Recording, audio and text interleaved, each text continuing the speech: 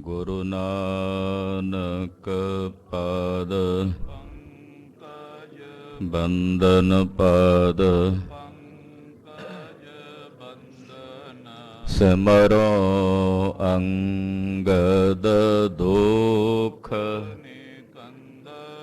ਗੁਰ ਅਮਰਦਾਸ ਹਿਰਦੈ ਨਿਤ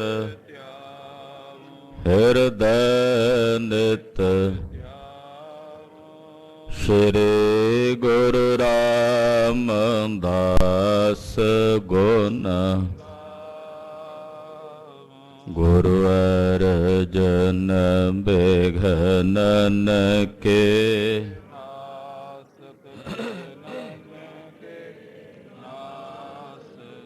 ਹਰ ਗੋਬਿੰਦ ਸ਼ੁਭ ਮਤ ਸ਼੍ਰੀ ਹਰਿ ਰਾਏ ਨਮੋ ਕਰ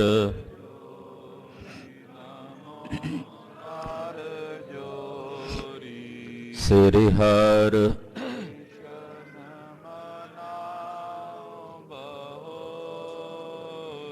ਤੇਗ ਬਹਾਦਰ ਪਰਮ ਸਤਿਗੁਰ ਪਰਮ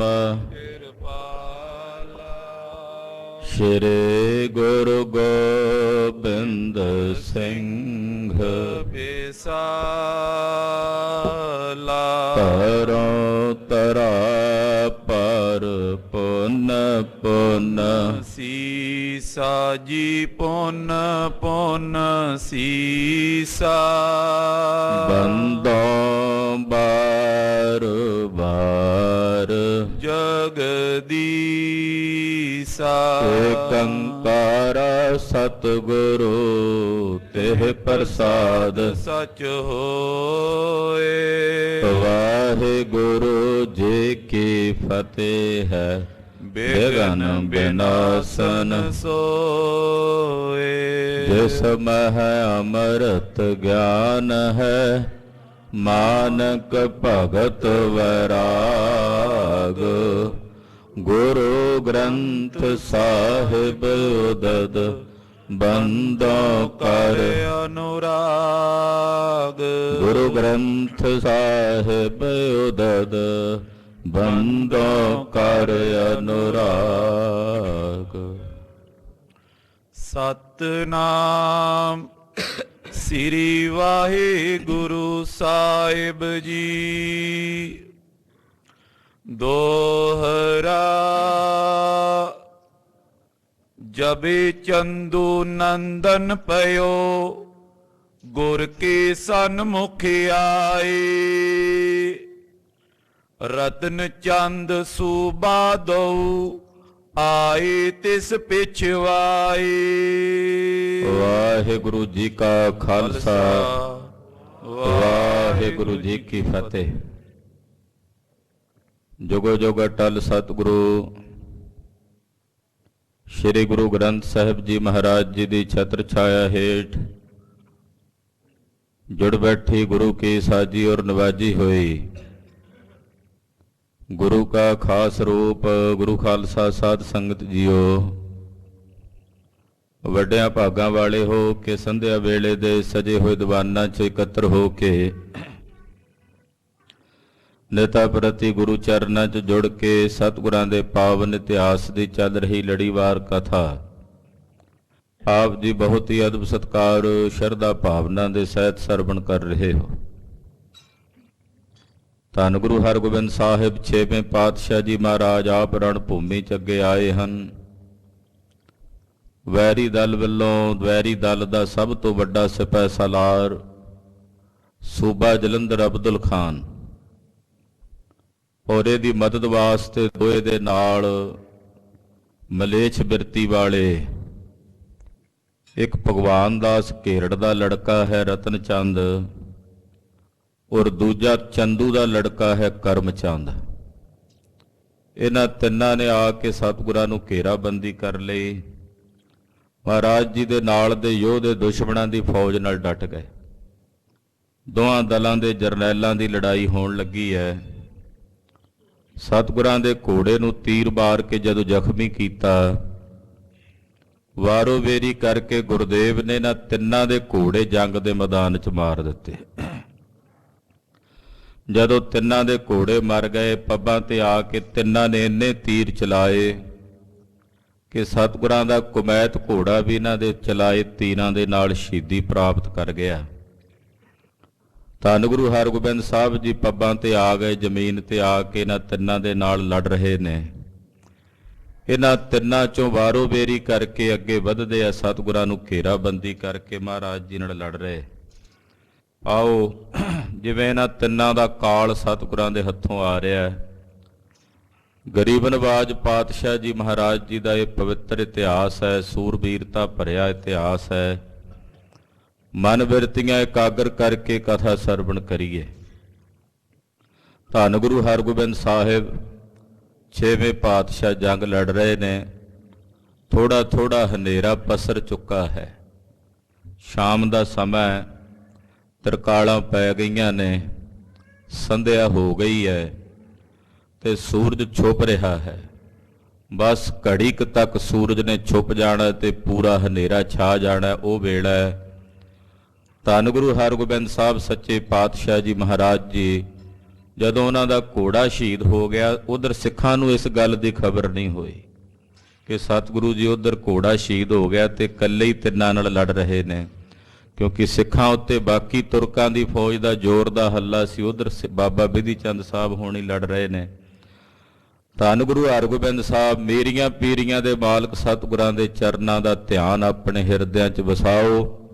ਰਸਨਾ ਨੂੰ ਪਵਿੱਤਰ ਕਰਦਿਆਂ ਸਮੂਹ ਮਾਈ ਭਾਈ ਆਖੋ ਜੀ ਸਤਨਾਮ ਸ੍ਰੀ ਵਾਹਿਗੁਰੂ ਸਾਹਿਬ ਜੀ। ਸਤਨਾਮ ਸ੍ਰੀ ਵਾਹਿਗੁਰੂ ਸਾਹਿਬ ਜੀ। ਦੋਹਰਾ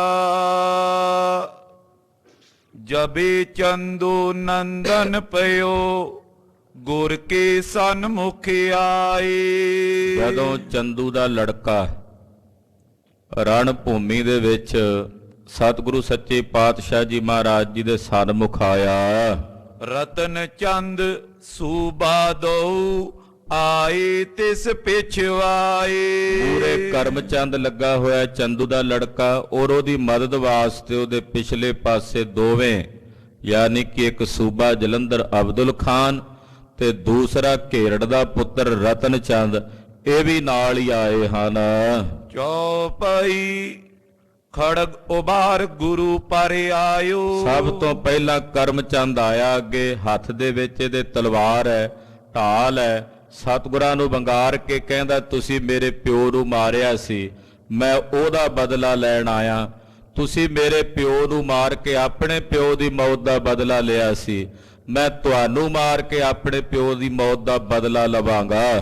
ਕਰ ਬਾਹੁਨ ਬਲ ਤਬੇ ਚਲਾਇਓ। ਆਪਣੀਆਂ ਬਾਹਾਂ ਦਾ ਪੂਰਾ ਬਲ ਲਾ ਕੇ, ਤਾਣ ਲਾ ਕੇ ਨੇ ਸਤਿਗੁਰਾਂ ਤੇ ਵਾਰ ਕੀਤਾ। ਸਿਰ ਪਰ ਆਵਤ ਵਾਰ ਨਿਹਾਰਾ। ਸਤਿਗੁਰੂ ਜੀ ਨੇ ਵੇਖਿਆ ਕਿ ਕਰਮ ਚੰਦ ਦਾ ਚਲਾਇਆ ਵਾਰ ਸਾਡੇ ਸੀਸ ਤੇ ਆ ਰਿਹਾ ਹੈ, ਸਾਡੇ ਸਿਰ ਵੱਲ ਵੱਧ ਕੇ ਆ ਰਿਹਾ। ਗੁਰਦੇਵ ਨੇ ਵੇਖ ਲਿਆ। ਸਤਿਗੁਰ ਢਾਲਾ ਤੁਰਤ ਸੰਭਾਰਾ। ਗੁਰਦੇਵ ਦੀ ਜਿਹੜੀ ਢਾਲ ਸੀ ਬੜੀ ਮਜ਼ਬੂਤ ਤੇ ਵਜਨ ਵਾਲੀ ਢਾਲ ਸੀ, ਫੁਲਾਦੀ।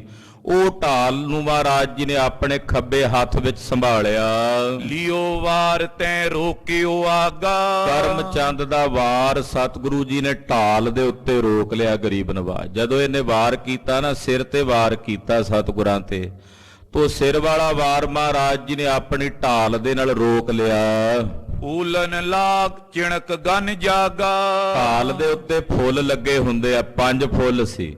ਉਹਨਾਂ ਫੁੱਲਾਂ ਦੇ ਨਾਲ ਜਦੋਂ ਇਹਦੀ ਤਲਵਾਰ ਵੱਜੀ ਤੇ ਉਹਦੇ ਚ ਚੰਗਿਆੜੇ ਨਿਕਲੇ, ਕਿਉਂਕਿ ਥੋੜਾ ਥੋੜਾ ਹਨੇਰਾ ਵੀ ਸੀ ਤੇ ਹਨੇਰੇ ਦੇ ਵਿੱਚ ਉਹ ਚੰਗਿਆੜੇ ਵੱਧ ਚਮਕਦੇ ਦਿਸਦੇ ਹਨ।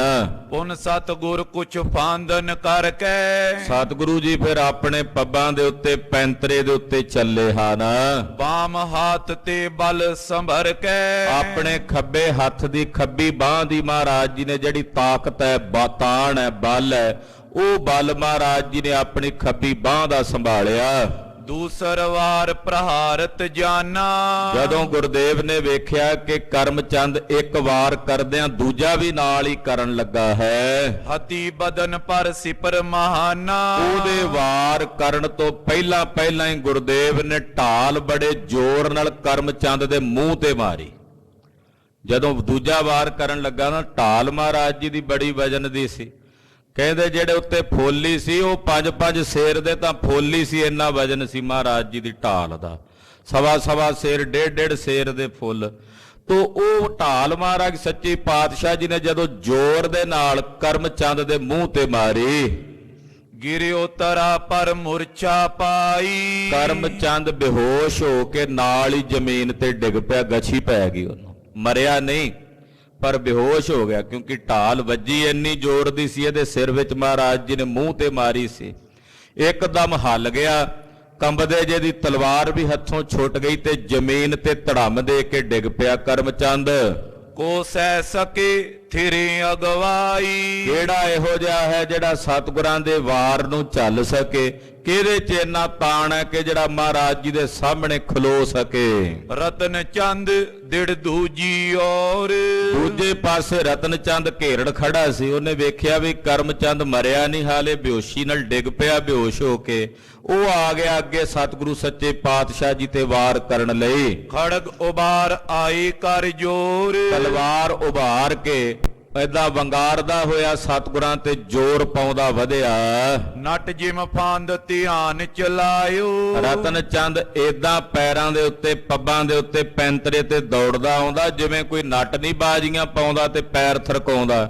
ਏਦਾਂ ਆਪਣੇ ਪੈਰ ਥਰਕਾਉਂਦਾ ਮਹਾਰਾਜ ਜੀ ਵੱਲ ਵੱਧ ਕੇ ਆਇਆ। ਗੁਰ ਟਰ ਬਾਈ ਵਾਰ ਬਚਾਇਓ। ਇਹਨੇ ਆ ਕੇ ਜ਼ੋਰ ਨਾਲ ਵਾਰ ਕੀਤਾ। ਮਹਾਰਾਜ ਜੀ ਇੱਕਦਮ ਖੱਬੇ ਪਾਸੇ ਹੋ ਗਏ, ਇਹਦਾ ਵਾਰ ਥੱਲੇ ਖਾਲੀ ਚਲਾ ਗਿਆ। ਉਪਰ ਕੋ ਉਚਰਤ ਪੁਨਿਆਵਾ। ਫਿਰ ਕਹਿੰਦੇ ਜਦੋਂ ਪਾਤਸ਼ਾਹ ਪਾਸੇ ਹੋ ਗਏ ਨਾ, ਖੱਬੇ ਪਾਸੇ ਨੂੰ, ਇਹਦਾ ਵਾਰ ਖਾਲੀ ਚਲਾ ਗਿਆ। ਇਹ ਫਿਰ ਉਛਲ ਕੇ ਸਤਿਗੁਰੂ ਸੱਚੇ ਪਾਤਸ਼ਾਹ ਵੱਲ ਆਇਆ। ਦੁਤੀਏ ਵਾਰ ਕੋ ਚੈਤ ਚਲਾਵਾ। ਕਿ ਦੂਸਰਾ ਵਾਰ ਵੀ ਗੁਰੂ ਹਰਗੋਬਿੰਦ ਸਾਹਿਬ ਜੀ ਤੇ ਕਰ ਦੇਵਾ। ਤਾਵਤ ਸ਼ੀਘਰ ਧਾਰ ਗੁਰ ਸਾਚਾ। ਇਹਨੇ ਨੂੰ ਸੱਚੇ ਪਾਤਸ਼ਾਹ ਨੇ ਬੜੀ ਸ਼ੀਘਰਤਾਈ ਦੇ ਨਾਲ, ਫੁਰਤੀ ਦੇ ਨਾਲ ਕਾਢ ਕਮਰ ਤੇ ਹਤਸ ਤਮਾਂਚਾ। ਇਹ ਜਦੋਂ ਉਛਲ ਕੇ ਆਇਆ ਨਾ ਉੱਪਰਲੇ ਪਾਸੋਂ, ਪੱਬਾਂ ਤੋਂ ਏਦਾਂ ਉਛਲ ਕੇ ਵੀ ਉੱਤੋਂ ਵਾਰ ਕਰਾਂਗਾ ਮਹਾਰਾਜ ਜੀ ਤੇ, ਗੁਰਦੇਵ ਨੇ ਆਪਣੇ ਕਮਰ ਕੱਸੇ ਚੋਂ ਤਮੰਚਾ ਕੱਢ ਲਿਆ, ਢਾਲ ਮੋਢੇ ਤੇ ਰੱਖ ਲਈ, ਤਲਵਾਰ ਖੱਬੇ ਹੱਥ 'ਚ ਪਕੜ ਲਈ। ਔਰ ਤਮੰਚਾ ਹੁੰਦਾ ਜਿਵੇਂ ਪਿਸਟਲ ਵਗੈਰਾ, ਉਹ ਛੋਟਾ ਤਮੰਚਾ ਸੀ ਮਹਾਰਾਜ ਜੀ ਦੇ ਕਮਰ ਕੱਸੇ 'ਚ ਭਰਿਆ ਹੋਇਆ। ਮਹਾਰਾਜ ਜੀ ਨੇ ਉਹ ਬਾਹਰ ਕੱਢ ਲਿਆ। ਕਿਸੂ ਵਿਲਾਇਤ ਤੀ ਸਿੱਖ ਲਿਆਇਓ। ਕਹਿੰਦੇ ਤਮੰਚਾ ਵੀ ਬੜੇ ਕਮਾਲ ਦਾ ਸੀ। ਕਿਤੇ ਵਲਾਇਤ ਦੇਸ਼ ਤੋਂ ਕੋਈ ਗੁਰੂ ਕਾ ਸਿੱਖ ਬੜੀ ਰੀਝ ਨਾਲ ਸਤਿਗੁਰੂ 6ਵੇਂ ਪਾਤਸ਼ਾਹ ਦੇ ਕਮਰ ਕੱਸੇ ਲਈ ਲਿਆਇਆ ਸੀ। ਬਚੇ ਨਾ ਕਿਉਂ ਹੂੰ ਜੈ ਨਰ ਖਾਇਓ। ਕਹਿੰਦੇ ਇਹੋ ਜਿਹਾ ਤਮੰਚਾ ਸੀ ਵੀ ਜਿਹਨੂੰ ਜਾ ਕੇ ਉਹਦੇ ਚੋਂ ਨਿਕਲੀ ਗੋਲੀ ਵੱਜ ਜੇ ਉਹ ਬਚ ਨਹੀਂ ਸੀ ਸਕਦਾ। ਰਤਨ ਚੰਦ ਕੀ ਲਾਗਸ ਛਾਤੀ। ਮਹਾਰਾਜ ਜੀ ਨੇ ਉਹ ਤਮੰਚਾ ਤਿਆਰ ਹੀ ਸੀ ਮਹਾਰਾਜ ਜੀ ਦੇ ਕਮਰ ਕੱਸੇ 'ਚ, ਇੱਕਦਮ ਬਾਹਰ ਕੱਢ ਕੇ ਗੁਰਦੇਵ ਨੇ ਉਛਲਿਆ ਆਉਂਦਾ ਸੀ ਉੱਪਰ ਨੂੰ। ਮਹਾਰਾਜ ਜੀ ਨੇ ਜਦੋਂ ਜ਼ੋਰ ਨਾਲ ਉਹ ਤਮੰਚੇ ਦੀ ਗੋਲੀ ਦੱਗ ਗਈ, ਰਤਨ ਚੰਦ ਦੀ ਛਾਤੀ ਵਿੱਚ ਉਛਲਦੇ ਤੇ ਗੋਲੀ ਵੱਜੀ। ਉਚਰਤੀ ਉੱਚੋ ਅਵਨ ਪਪਾਤੀ। ਉਹ ਉਛਲ ਕੇ ਇਦਾਂ ਉੱਪਰ ਨੂੰ ਆਉਂਦਾ ਸੀ, ਨਾਲ ਹੀ ਥੱਲੇ ਜ਼ਮੀਨ ਤੇ ਨੀਚ ਡਿੱਗ ਪਿਆ ਰਤਨ ਚੰਦ ਘੇਰੜ। ਉਗਲਤ ਸ਼੍ਰੋਣਤ ਬਦਨ ਪਸਾਰੇ। ਕਹਿੰਦੇ ਬਦਨ ਪਸਾਰਦਾ ਤੇ ਛਾਤੀ 'ਚ ਵੱਜ ਕੇ ਗੋਲੀ ਪਿਛਲੇ ਪਾਸਿਓਂ ਜਿਹੜੀ ਲੱਕ ਦਾ ਹਿੱਸਾ ਹੁੰਦਾ, ਰੀੜ ਦੀ ਹੱਡੀ, ਉਹਨੂੰ ਖੱਪਾ ਜਾ ਕਰਕੇ ਗੋਲੀ ਪਾਰ ਨਿਕਲ ਗਈ ਤੇ ਖੂਨ ਦੀਆਂ ਤਤੀਰੀਆਂ ਵਹਿੰਦੀਆਂ ਤੇ ਰਤਨ ਚੰਦ ਮਿੱਟੀ 'ਚ ਗਰਕ ਹੋਇਆ ਪਿਆ 6ਵੇਂ ਪਾਤਸ਼ਾਹ ਦੇ ਸਾਹਮਣੇ। ਪ੍ਰਾਣ ਗਏ ਨਹਾਏ ਉਚਾਰੇ। ਕਹਿੰਦੇ ਰਤਨ ਚੰਦ ਦੇ ਪ੍ਰਾਣ ਇੱਕਦਮ ਹੀ ਨਿਕਲ ਗਏ ਸਰੀਰ 'ਚੋਂ, ਹਾਏ ਤੱਕ ਨਹੀਂ ਇਹਨੇ ਉਚਾਰਨ ਕੀਤੀ। ਅਬਦੁਲ ਖਾਨ ਵਿਲੋਕਤ ਕਰੋਦਾ। ਅਬਦੁਲ ਖਾਨ ਬੜਾ ਗੁੱਸੇ 'ਚ ਵੇਖ ਰਿਹਾ ਵੀ ਰਤਨ ਚੰਦ ਮਾਰਿਆ ਗਿਆ ਤੇ ਕਰਮਚੰਦ ਬੇਹੋਸ਼ ਹੋਇਆ ਡਿੱਗਿਆ ਪਿਆ। ਬੜੇ ਰੋਸ ਵਿੱਚ ਗੁੱਸੇ 'ਚ ਅਬਦੁਲ ਖਾਨ ਆਇਆ। ਜਾਣਿਓ ਰਿਦੇ ਗੁਰੂ ਵੱਡ ਜੋਧਾ। ਇਹਨੇ ਜਾਣ ਲਿਆ ਆਪਣੇ ਹਿਰਦੇ 'ਚ ਕਿ ਗੁਰੂ ਪਾਤਸ਼ਾਹ ਬੜੇ ਵੱਡੇ ਯੋਧੇ ਨੇ, ਬੜੇ ਵੱਡੇ ਦਲੇਰ ਨੇ, ਵੀ 3 ਬੰਦਿਆਂ ਨੇ ਕੱਲਿਆਂ ਨੂੰ ਘੇਰਿਆ ਹੋਇਆ ਤੇ ਰੰਚਕ ਭਰ ਵੀ ਭੈ ਕੋਈ ਨਹੀਂ, ਚਿਹਰੇ ਤੇ ਮਾੜਾ ਮੋਟਾ ਵੀ ਡਰ ਕੋਈ ਨਹੀਂ। ਇੰਨੇ ਨਿਡਰ ਨੇ, ਬੜੇ ਯੋਧੇ ਨੇ। ਢਾਲ ਨਾਲ ਪਹਿਲਾਂ ਉਹਨੂੰ ਬੇਹੋਸ਼ ਕਰ ਦਿੱਤਾ ਕਰਮ ਚੰਦ ਨੂੰ, ਰਤਨ ਚੰਦ ਨੂੰ ਤਮੰਚਾ ਕੱਢ ਕੇ ਗੋਲੀ ਨਾਲ ਮਾਰ ਦਿੱਤਾ ਤੇ ਹੁਣ ਮੇਰੇ ਵੱਲ ਰੁਖ ਕੀਤਾ ਹੋਇਆ ਹੈ। ਪਾਂਦਤ ਲਲਕਾਰਤ ਮੁਖ ਬੋਲਾ। ਅਬਦੁਲ ਖਾਨ ਆਪਣੇ ਪੈਰਾਂ ਦੇ ਉੱਤੇ ਚੱਲਦਾ ਹੋਇਆ ਜਿਵੇਂ ਪੈਂਤਰੇ ਤੇ ਚੱਲਦੇ ਹੁੰਦੇ ਆ ਜੰਗ ਦੇ ਮੈਦਾਨ 'ਚ। ਮਹਾਰਾਜ ਜੀ ਨੂੰ ਵੱਧ ਕੇ ਆਇਆ ਸਤਿਗੁਰਾਂ ਵੱਲ ਤੇ ਮਹਾਰਾਜ ਜੀ ਨੂੰ ਗਰਜ ਕੇ ਬੋਲਿਆ ਲਲਕਾਰਦਿਆਂ ਹੋਇਆ, ਖਰੇ ਰਹੋ ਨੈ ਕੀਜੇ ਓਲਾ। ਕਹਿਣ ਲੱਗਾ ਗੁਰੂ ਜੀ ਠਹਿਰੇ ਰਹੋ ਹੁਣ ਇੱਥੋਂ, ਹੁਣ ਓਲਾ ਨਾ ਕਰਿਓ, ਢਾਲ ਦਾ ਸਾਹਮਣੇ ਮੇਰੇ ਓਲਾ ਕਰਕੇ ਆਪਣਾ ਆਪ ਨਾ ਬਚਾਇਓ। ਕਹੇ ਤਾਏ ਕੇ ਸਿਪਰ ਜਿਹਾਤ। ਜਦੋਂ ਉਹਨੇ ਕਿਹਾ ਨਾ ਵੀ ਢਾਲ ਨਾ ਕਰਿਓ ਹੁਣ ਸਾਹਮਣੇ ਮੇਰੇ, ਤੇ ਪਾਤਸ਼ਾਹ ਨੇ ਜਦੋਂ ਸੁਣੀ ਨਾ ਇਹਦੀ ਗੱਲ ਵੀ ਇਹ ਕਹਿੰਦਾ ਢਾਲ ਨਾ ਕਰਿਓ, ਇਹ ਸੁਣਦਿਆ ਪਾਏ ਸਿਕੰਦ ਸ਼ੀਗਰਤਾ ਸਾਥ। ਗੁਰਦੇਵ ਨੇ ਢਾਲ ਮੋਢੇ ਤੇ ਪਾ ਲਈ ਆਪਣੇ ਤੇ, ਕਹਿੰਦੇ ਲੈ ਬਈ ਅਬਦੁਲ ਖਾਨ ਹੁਣ ਢਾਲ ਦਾ ਸਾਹਮਣਾ ਨਹੀਂ ਤੇਰੇ ਸਾਹਮਣੇ ਕਰਦੇ, ਇਹਦੀ ਓਟ ਨਹੀਂ ਲੈਂਦੇ, ਲਾਵੇਂ ਕੱਲੀ ਤਲਵਾਰ ਨਾਲ ਹੀ ਲੜਾਂਗੇ ਤੇਰੇ ਨਾਲ। ਢਾਲ ਮਹਾਰਾਜ ਜੀ ਨੇ ਆਪਣੇ ਮੋਢੇ ਤੇ ਕੱਸ ਲਈ। ਨਾਂਗੋ ਖੜਗ ਗਏ ਗੁਰ ਫਿਰੇ। ਕੱਲਾ ਤੇਗਾ, ਉਹ ਵੀ ਮਿਆਨ ਤੋਂ ਬਿਨਾਂ ਨੰਗਾ ਤੇਗਾ ਹੱਥ ਵਿੱਚ ਪਕੜ ਕੇ ਮਹਾਰਾਜ ਸੱਚੇ ਪਾਤਸ਼ਾਹ ਰਣ ਭੂਮੀ 'ਚ ਬੜੀ ਨਿਡਰਤਾ ਨਾਲ ਫਿਰ ਰਹੇ ਨੇ ਅਬਦੁਲ ਖਾਨ ਦੇ ਸਾਹਮਣੇ। ਇਤਿ ਉਤ ਦਾਵ ਤਾਕਬੋ ਕਰੇ। ਇੱਧਰ ਉੱਧਰ ਹੋ ਕੇ ਦਾ ਤੱਕਦੇ ਹਨ। ਉਨ ਗੋ ਮੂਤਰਕਾਰ ਫਿਰੰਤੇ। ਕਹਿੰਦੇ ਜਿਹੜਾ ਅਬਦੁਲ ਖਾਨ ਸੀ ਨਾ, ਗੋ ਮੂਤਰ ਵਾਂਗੂ, ਇਹਨੂੰ ਗੋ ਮੂਤਰੀ ਪੈਂਤਰਾ ਵੀ ਕਹਿ ਦਿੰਦੇ, ਜਿਹਨੂੰ ਢੱਗਾ ਮੂਤਰਣੀ ਪੈਂਤਰਾ ਵੀ ਕਹਿੰਦੇ ਹਨ। ਪੈਂਤਰੇ ਕਈ ਪ੍ਰਕਾਰ ਦੇ ਹੁੰਦੇ ਆ, ਪਤਾਸਾ ਪੈਂਤਰਾ ਹੁੰਦਾ, ਅੱਗੇ ਵਧਣ ਵਾਸਤੇ ਵੱਖਰਾ ਪੈਂਤਰਾ, ਪਿੱਛੇ ਜਾਣ ਲਈ ਵੱਖਰਾ ਪੈਂਤਰਾ, ਪੈਰਾਂ ਦੀ ਖੇਡ ਹੈ ਸਾਰੀ ਤੇ ਤਲਵਾਰਬਾਜ਼ੀ ਦੀ, ਗੱਤਕੇ ਦੀ। ਇਹਦੇ ਵਿੱਚ ਇੱਕ ਪੈਂਤਰਾ ਹੁੰਦਾ, ਉਹਨੂੰ ਢੱਗਾ ਮੂਤਰਨੀ, ਜਿਵੇਂ ਡਬਲਿਊ ਨਹੀਂ ਪਿਆ ਹੁੰਦਾ ਇਦਾਂ ਹੋ ਕੇ ਫਿਰ ਇਦਾਂ ਹੋ ਕੇ ਅੱਗੇ ਨੂੰ ਵੱਧਦੇ ਚਲੇ ਜਾਂਦੇ ਆ। ਕਹਿੰਦੇ ਉਹ ਪੈਂਤਰੇ ਦੇ ਉੱਤੇ ਅਬਦੁਲ ਖਾਨ ਵੱਧਦਾ, ਕਦੇ ਇਧਰੋਂ ਛੇਵੇਂ ਪਾਤਸ਼ਾਹ ਵੀ ਅੱਗੋਂ ਉਹੀ ਪੈਂਤਰਾ ਵਿਖਾਉਂਦੇ ਆ। ਸਨਮੁਖ ਪਰਾ ਮੁਖ ਕਬ ਵਿਚਰੰਤੇ। ਕਹਿੰਦੇ ਇਦਾਂ ਇੱਕ ਦੂਜੇ ਦੇ ਸਨਮੁਖ ਹੋ ਕੇ, ਸਾਹਮਣੇ ਹੋ ਕੇ, ਚਿਹਰੇ ਵੱਲ ਚਿਹਰਾ ਕਰਕੇ, ਨੇਤਰਾਂ ਵਿੱਚ ਨੇਤਰ ਪਾ ਕੇ ਫਿਰਦੇ ਨੇ। ਪਟੇਬਾਜ਼ ਵਿਦਿਆ ਅਭਿਆਸ। ਪਟੇਬਾਜ਼ੀ ਦੀ ਵਿਦਿਆ ਦਾ ਬੜਾ ਵਧੀਆ ਅਭਿਆਸ ਹੈ ਅਬਦੁਲ ਖਾਨ ਦਾ ਵੀ ਔਰ ਗੁਰੂ ਹਰਗੋਬਿੰਦ ਸਾਹਿਬ ਜੀ ਦਾ ਵੀ। ਅਬਦੁਲ ਖਾਨ ਬੋ ਕਰਤੇ ਉਪਾਸ। ਅਬਦੁਲ ਖਾਨ ਨੇ ਬੜੀ ਵਿਦਿਆ ਸਿੱਖੀ ਹੋਈ ਸੀ, ਆਖਰਕਾਰ ਪਠਾਣਾ ਦਾ ਲੜਕਾ ਸੀ, ਸੂਬਾ ਜਲੰਧਰ ਸੀ, ਇਦਾਂ ਹੀ ਨਹੀਂ ਬਣ ਗਿਆ ਸੀ ਸੂਬੇਦਾਰ, ਬੜਾ ਵੱਡਾ ਜਰਨੈਲ ਰਿਹਾ, ਸ਼ਸਤਰਾਂ ਦੀ ਵਿਦਿਆ ਬੜੀ ਆਉਂਦੀ ਸੀ, ਪਟੇਬਾਜ਼ੀ ਦੀ, ਤਲਵਾਰ ਢਾਲ ਦੀ ਬਹੁਤ ਹੀ ਅਭਿਆਸ ਕਰਦਾ ਰਿਹਾ। ਜਿਮ ਗੁਰ ਕਰਤ ਖਾਨ ਤਿਮ ਕਰੇ। ਕਹਿੰਦੇ ਜਿਵੇਂ ਸਤਿਗੁਰੂ ਜੀ ਵਿਦਿਆ ਵਿਖਾਉਂਦੇ ਨਾ ਸ਼ਸਤਰਾਂ ਦੀ, ਤਲਵਾਰ ਦੀ, ਵਾਰ ਕੱਢ ਕੱਢ ਕੇ ਵਿਖਾਉਂਦੇ ਵੀ ਇਦਾਂ ਵਾਰ ਹੁੰਦੇ ਆ, ਇਦਾਂ ਪੈਂਤਰਾ ਹੁੰਦਾ, ਅਬਦੁਲ ਖਾਨ ਵੀ ਉਦਾਂ ਹੀ ਕਰਦਾ। ਹਾਂਜੀ, ਖਾਨ ਕਰਤ ਜਿਮ ਗੁਰ ਤਿਮ ਫਿਰੇ। ਅਬਦੁਲ ਖਾਨ ਫਿਰ ਆਪਣੇ ਵਾਰ ਕੱਢ ਕੇ ਵਿਖਾਉਂਦਾ ਵੀ ਮਹਾਰਾਜ ਇਦਾਂ ਵੀ ਵਾਰ ਕੱਢੀਦੇ ਆ, ਇਦਾਂ ਵੀ ਪੈਂਤਰਾ ਕਰੀਦਾ। ਤੇ ਜਿਵੇਂ ਅਬਦੁਲ ਖਾਨ ਵਿਖਾਉਂਦਾ ਫਿਰ ਸਤਿਗੁਰੂ ਜੀ ਉਦਾਂ ਕੱਢ ਕੇ ਵਿਖਾਉਂਦੇ, ਵੇਖ ਅਬਦੁਲ ਖਾਨ ਇਦਾਂ ਹੀ ਕਹਿੰਦਾ ਨਾ, ਇਦਾਂ ਮੰਨੋ ਵੀ ਆਪੋ ਆਪਣੀ ਵਿਦਿਆ ਦਾ ਪ੍ਰਦਰਸ਼ਨ ਵੀ ਹੋ ਰਿਹਾ ਵੀ ਜਿੰਨੀ ਵਿਦਿਆ ਅਬਦੁਲ ਖਾਨ ਨੂੰ ਆਉਂਦੀ ਹੈ ਉਹ ਵਿਖਾਉਂਦਾ ਵੀ ਮੈਨੂੰ ਆਹ ਵਾਰ ਆਉਂਦੇ ਆ, ਮੋਢੇ ਤੇ ਇਦਾਂ ਵਾਰ ਕਰੀਦਾ, ਪੈਰਾਂ ਤੇ ਇਦਾਂ ਵਾਰ ਕਰੀਦਾ, ਇਦਾਂ ਇਹ ਚੀਰ ਵਾਰ ਕਰੀਦਾ, ਹੂਲ ਇਦਾਂ ਮਾਰੀਦੀ ਹੈ। ਸਤਿਗੁਰੂ ਜੀ ਵੀ ਉਦਾਂ ਹੀ ਵਾਰ ਕਰਕੇ ਵਿਖਾਉਂਦੇ ਹਨ। ਦੋ ਚੈਤੈ ਵਾਰ ਚਲਾਇਓ। ਹੁਣ ਦੋਵੇਂ ਵਾਰ ਚਲਾਣਾ ਚਾਹੁੰਦੇ, ਸਤਿਗੁਰੂ ਜੀ ਚਲਾਣਾ ਚਾਹੁੰਦੇ ਅਬਦੁਲ ਖਾਨ ਨੂੰ ਮਾਰਦਿਆਂ, ਤੇ ਅਬਦੁਲ ਖਾਨ ਵਾਰ ਚਲਾਣਾ ਚਾਹੁੰਦਾ ਕਿ ਸਤਿਗੁਰਾਂ ਨੂੰ ਮਾਰਦਿਆਂ। ਜੈ ਹੋਵਨ ਦੋਨੋਂ ਮਨ ਪਾਇਓ। ਦੋਵੇਂ ਚਾਹੁੰਦੇ ਨੇ ਸਾਡੀ ਜੈ ਹੋਵੇਗੀ, ਜਿਹੜਾ ਮਾਰ ਦੇਗਾ ਦੂਜੇ ਨੂੰ, ਜਿੱਤਣ ਵਾਲਾ, ਜੀਵਨ ਵਾਲਾ, ਉਹ ਜਿੱਤ ਜਾਏਗਾ। ਸਤਿਗੁਰੂ ਜੀ ਵੀ ਜੈ ਚਾਹੁੰਦੇ ਆ ਤੇ ਅਬਦੁਲ ਖਾਨ ਵੀ ਜਿੱਤ ਚਾਹੁੰਦਾ ਹੈ। ਸੈਨਾ ਦੋਨੋਂ ਕੀ ਮੁਖ ਆਏ। ਦੋਹਾਂ ਸੈਨਾ ਦੇ ਮੁਖੀ ਨੇ, ਸਤਿਗੁਰੂ ਜੀ ਆਪਣੀ ਸੈਨਾ ਦੇ ਮੁਖੀ ਨੇ, ਅਬਦੁਲ ਖਾਨ ਆਪਣੇ ਪਠਾਣਾ ਤੇ ਮੁਗਲਾਂ ਦੀ ਸੈਨਾ ਦਾ ਮੁਖੀ ਹੈ। ਦੋਨੋਂ ਦਾਵ ਖੜਕ ਨਿਰਭੈ। ਤੇ ਦੋਵੇਂ ਹੀ ਤਲਵਾਰ ਦੇ ਚੰਗੇ ਵਾਰ ਜਾਣਦੇ ਆ, ਦੋਨਾਂ ਨੂੰ ਵਾਰ ਕਰਨੇ ਚੰਗੇ ਆਉਂਦੇ ਹਨ। ਓਟ ਸਿਪਰ ਕੀ ਦੋਨੋਂ ਤਿਆਗੀ। ਸਤਿਗੁਰਾਂ ਨੇ ਵੀ ਢਾਲ ਮੋਢਿਆਂ ਤੇ ਪਾ ਲਈ ਆ ਤੇ ਅਬਦੁਲ ਖਾਨ ਨੇ ਵੀ ਢਾਲ ਮੋਢਿਆਂ ਤੇ ਪਾ ਲਈ। ਕਹਿੰਦਾ ਮੈਂ ਵੀ ਨਹੀਂ ਢਾਲ ਕਰਦਾ ਸਾਹਮਣੇ, ਮੈਂ ਵੀ ਕੱਲੀ ਤਲਵਾਰ ਲੈ ਕੇ ਤੁਹਾਡੇ ਨਾਲ ਲੜਾਂਗਾ।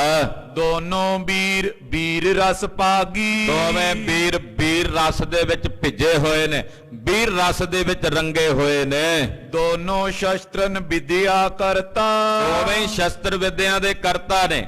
ਅਬਦੁਲ ਖਾਨ ਵੀ ਕੋਈ ਘੱਟ ਵਿਦਿਆ ਨਹੀਂ ਜਾਣਦਾ, ਛੇਵੇਂ ਪਾਤਸ਼ਾਹ ਤੇ ਸਾਰੀ ਵਿਦਿਆ ਦੇ ਹੈ ਨਹੀਂ ਮਾਲਕ, ਪਰ ਇੱਥੇ ਮਾਨਵੀ ਲੀਲਾ ਦਾ ਠਾਠ ਕਰ ਰਹੇ ਆ। ਜਿੰਨੀ ਵਿਦਿਆ ਕਹਿੰਦੇ ਅਬਦੁਲ ਖਾਨ ਜਾਣਦਾ ਉਸੇ ਤਰ੍ਹਾਂ ਦੀ ਵਿਦਿਆ ਗੁਰੂ ਹਰਗੋਬਿੰਦ ਸਾਹਿਬ ਜੀ ਵੀ ਸ਼ਸਤਰਾਂ ਦੀ ਵਿਖਾਉਂਦੇ ਨੇ। ਲਰਨ ਹਟਨ ਕੇ ਦੋਨੋਂ ਭਰਤਾ ਦੋਵੇਂ ਲੜਨਾ ਵੀ ਜਾਣਦੇ ਨੇ ਤੇ ਪੈਰਾਂ ਤੇ ਪਿੱਛੇ ਕਿਵੇਂ ਹਟਣਾ ਇਹ ਵੀ ਜਾਣਦੇ ਨੇ, ਵਧਣਾ ਕਿਵੇਂ ਹੈ ਇਹ ਵੀ ਜਾਣਦੇ ਨੇ, ਪਿੱਛੇ ਹਟਣਾ ਕਿਵੇਂ ਹੈ ਇਹ ਵੀ ਜਾਣਦੇ ਨੇ। ਦੋਨੋਂ ਬੰਕੇ ਵੀਰ ਜੁਝਾਰੇ ਦੋਵੇਂ ਹੀ ਬੰਕੇ ਵੀਰ ਜੁਝਾਰੇ ਨੇ। ਇੱਥੇ ਇਹ ਨਹੀਂ ਵੀ ਅਬਦੁਲ ਖਾਨ ਕੋਈ ਘੱਟ ਹੈ, ਕਹਿੰਦੇ ਉਹ ਵੀ ਬੜਾ ਦਲੇਰ ਹੈ, ਬੜਾ ਮਰਦ ਸੂਰਮਾ ਹੈ। ਛੇਵੇਂ ਪਾਤਸ਼ਾਹ ਜੀ ਦੀ ਤੇ ਬਾਤਾਂ ਹੀ ਕਿਆ ਨੇ, ਮਹਾਰਾਜ ਜੀ ਦੀ ਸੂਰਮਤਾਈ ਦੀ ਤਾਂ ਚਰਚਾ ਹੀ ਕੀ ਕਰੀਏ। ਦੋਵੇਂ ਹੀ ਬੰਕੇ ਜਵਾਨ ਨੇ, ਦੋਵੇਂ ਹੀ ਸੂਰਮੇ ਨੇ। ਦੋਨੋਂ ਅਰੇ ਮਰਨ ਕੈ ਮਾਰੇ ਅਬਦੁਲ ਖਾਨ ਦੀ ਵੀ ਕੱਦ ਕਾਠੀ ਵਾਵਾ ਉੱਚੀ ਹੈ, ਛੇਵੇਂ ਪਾਤਸ਼ਾਹ ਦਾ ਸਰੀਰ ਵੀ ਬੜਾ ਬਲਵਾਨ ਹੈ, ਤੇ ਦੋਵੇਂ ਹੀ ਸੂਰਮੇ ਇੱਕ ਦੂਜੇ ਨੂੰ ਵੇਖਦੇ ਆ। ਅਰੇ ਮਰਨ ਕੈ ਮਾਰੇ, ਅੜ ਗਏ ਨੇ ਦੋਵੇਂ ਹੀ ਸੂਰਮੇ, ਮਰਨ ਲਈ ਜਾਂ ਫਿਰ ਮਾਰਨ ਲਈ। ਹਾਂਜੀ, ਦੋਨੋਂ ਕੇ ਬੋਪਾ ਉਤਸਾਉ ਦੋਨਾਂ ਦੇ ਅੰਦਰ ਉਤਸ਼ਾਹ ਹੈ ਲੜਨ ਦਾ।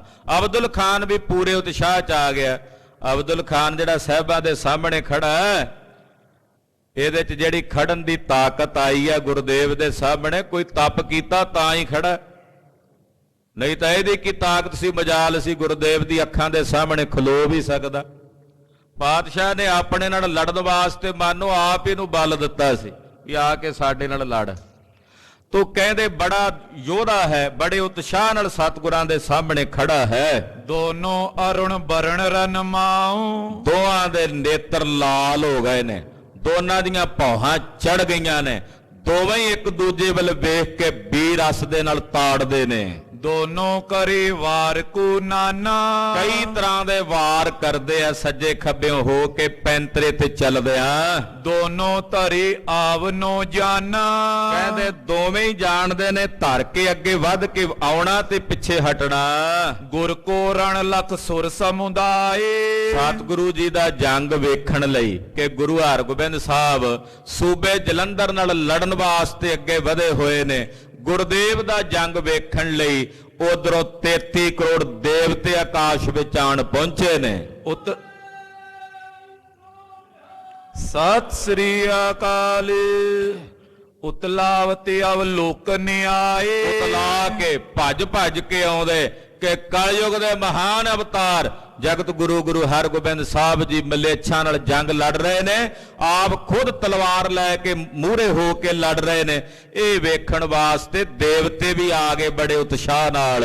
ਥਿਰੇ ਗਗਨ ਮੈਂ ਹੀਰਤ ਜੁੱਦਾ ਆਕਾਸ਼ ਵਿੱਚ ਖਲੋਤੇ ਦੇਵਤੇ ਯੁੱਧ ਵੇਖ ਰਹੇ ਨੇ। ਧੰਨ ਗੁਰੂ ਹਰਗੋਬਿੰਦ ਸਾਹਿਬ ਦੇ ਦਰਸ਼ਨ ਕਰਕੇ ਹੱਥ ਜੋੜ ਕੇ ਪ੍ਰਣਾਮ ਕਰਦੇ ਨੇ। ਦੋਨੋਂ ਵੀਰ ਭਰੇ ਉਰ ਕ੍ਰੋਧਾ ਵੇਖਦੇ ਨੇ ਵੀ ਦੋਵੇਂ ਵੀਰ ਯੋਧੇ ਬੜੇ ਕ੍ਰੋਧ 'ਚ ਭਰੇ ਹੋਏ। ਅਬਦੁਲ ਖਾਨ ਸੂਬਾ ਜਲੰਧਰ ਵੀ ਬੜੇ ਕ੍ਰੋਧ ਨਾਲ ਭਰਿਆ। ਛੇਵੇਂ ਪਾਤਸ਼ਾਹ ਗੁਰੂ ਹਰਗੋਬਿੰਦ ਸਾਹਿਬ ਵੀ ਵੀਰ ਰਸ ਨਾਲ ਭਰੇ ਹੋਏ ਨੇ। ਕਬੂ ਖਾਨ ਗੁਰੇ ਉੱਪਰ ਆਵੇ, ਕਦੇ ਅਬਦੁਲ ਖਾਨ ਆਉਂਦਾ ਮਹਾਰਾਜ ਜੀ ਵੱਲ ਵੱਧ ਕੇ ਸਤਿਗੁਰਾਂ ਦੇ ਉੱਪਰ, ਕਬੂ ਖਾਨ ਪਰ ਸ਼੍ਰੀ ਗੁਰ ਜਾਵੇ, ਕਦੇ ਸਤਿਗੁਰੂ ਚੜ੍ਹਾਈ ਕਰਕੇ ਇਹਦੇ ਤੇ ਆ ਜਾਂਦੇ ਹਨ। ਕਬ ਬਾਵੇਂ ਨਿਕਸੀ ਕਬ ਦਾਏ, ਕਦੇ ਸੱਜੇ ਪਾਸੇ ਨੂੰ ਨਿਕਲ ਜਾਂਦੇ ਆ ਤੇ ਕਦੇ ਖੱਬੇ ਪਾਸੇ ਨੂੰ ਹੋ ਜਾਂਦੇ ਆ। ਵਿਚਰਤ ਉਚਰਤ ਖੜਗੇ ਉਠਾਏ, ਇਹ ਤਾਂ ਖੱਬੇ ਸੱਜੇ ਵਿਚਰਦਿਆਂ ਤੇ ਤਲਵਾਰਾਂ ਹੱਥਾਂ ਵਿੱਚ, ਢਾਲਾਂ ਨਹੀਂ ਕਿ ਦੋਹਾਂ ਦੇ ਹੱਥਾਂ 'ਚ, ਢਾਲਾਂ ਮੋਢਿਆਂ ਤੇ ਪਾ ਲਈਆਂ ਦੋਹਾਂ ਜਰਨੈਲਾਂ ਨੇ, ਕੱਲੀਆਂ ਤਲਵਾਰਾਂ ਲੈ ਕੇ ਰਣ ਭੂਮੀ 'ਚ ਵਿਚਰ ਰਹੇ ਨੇ।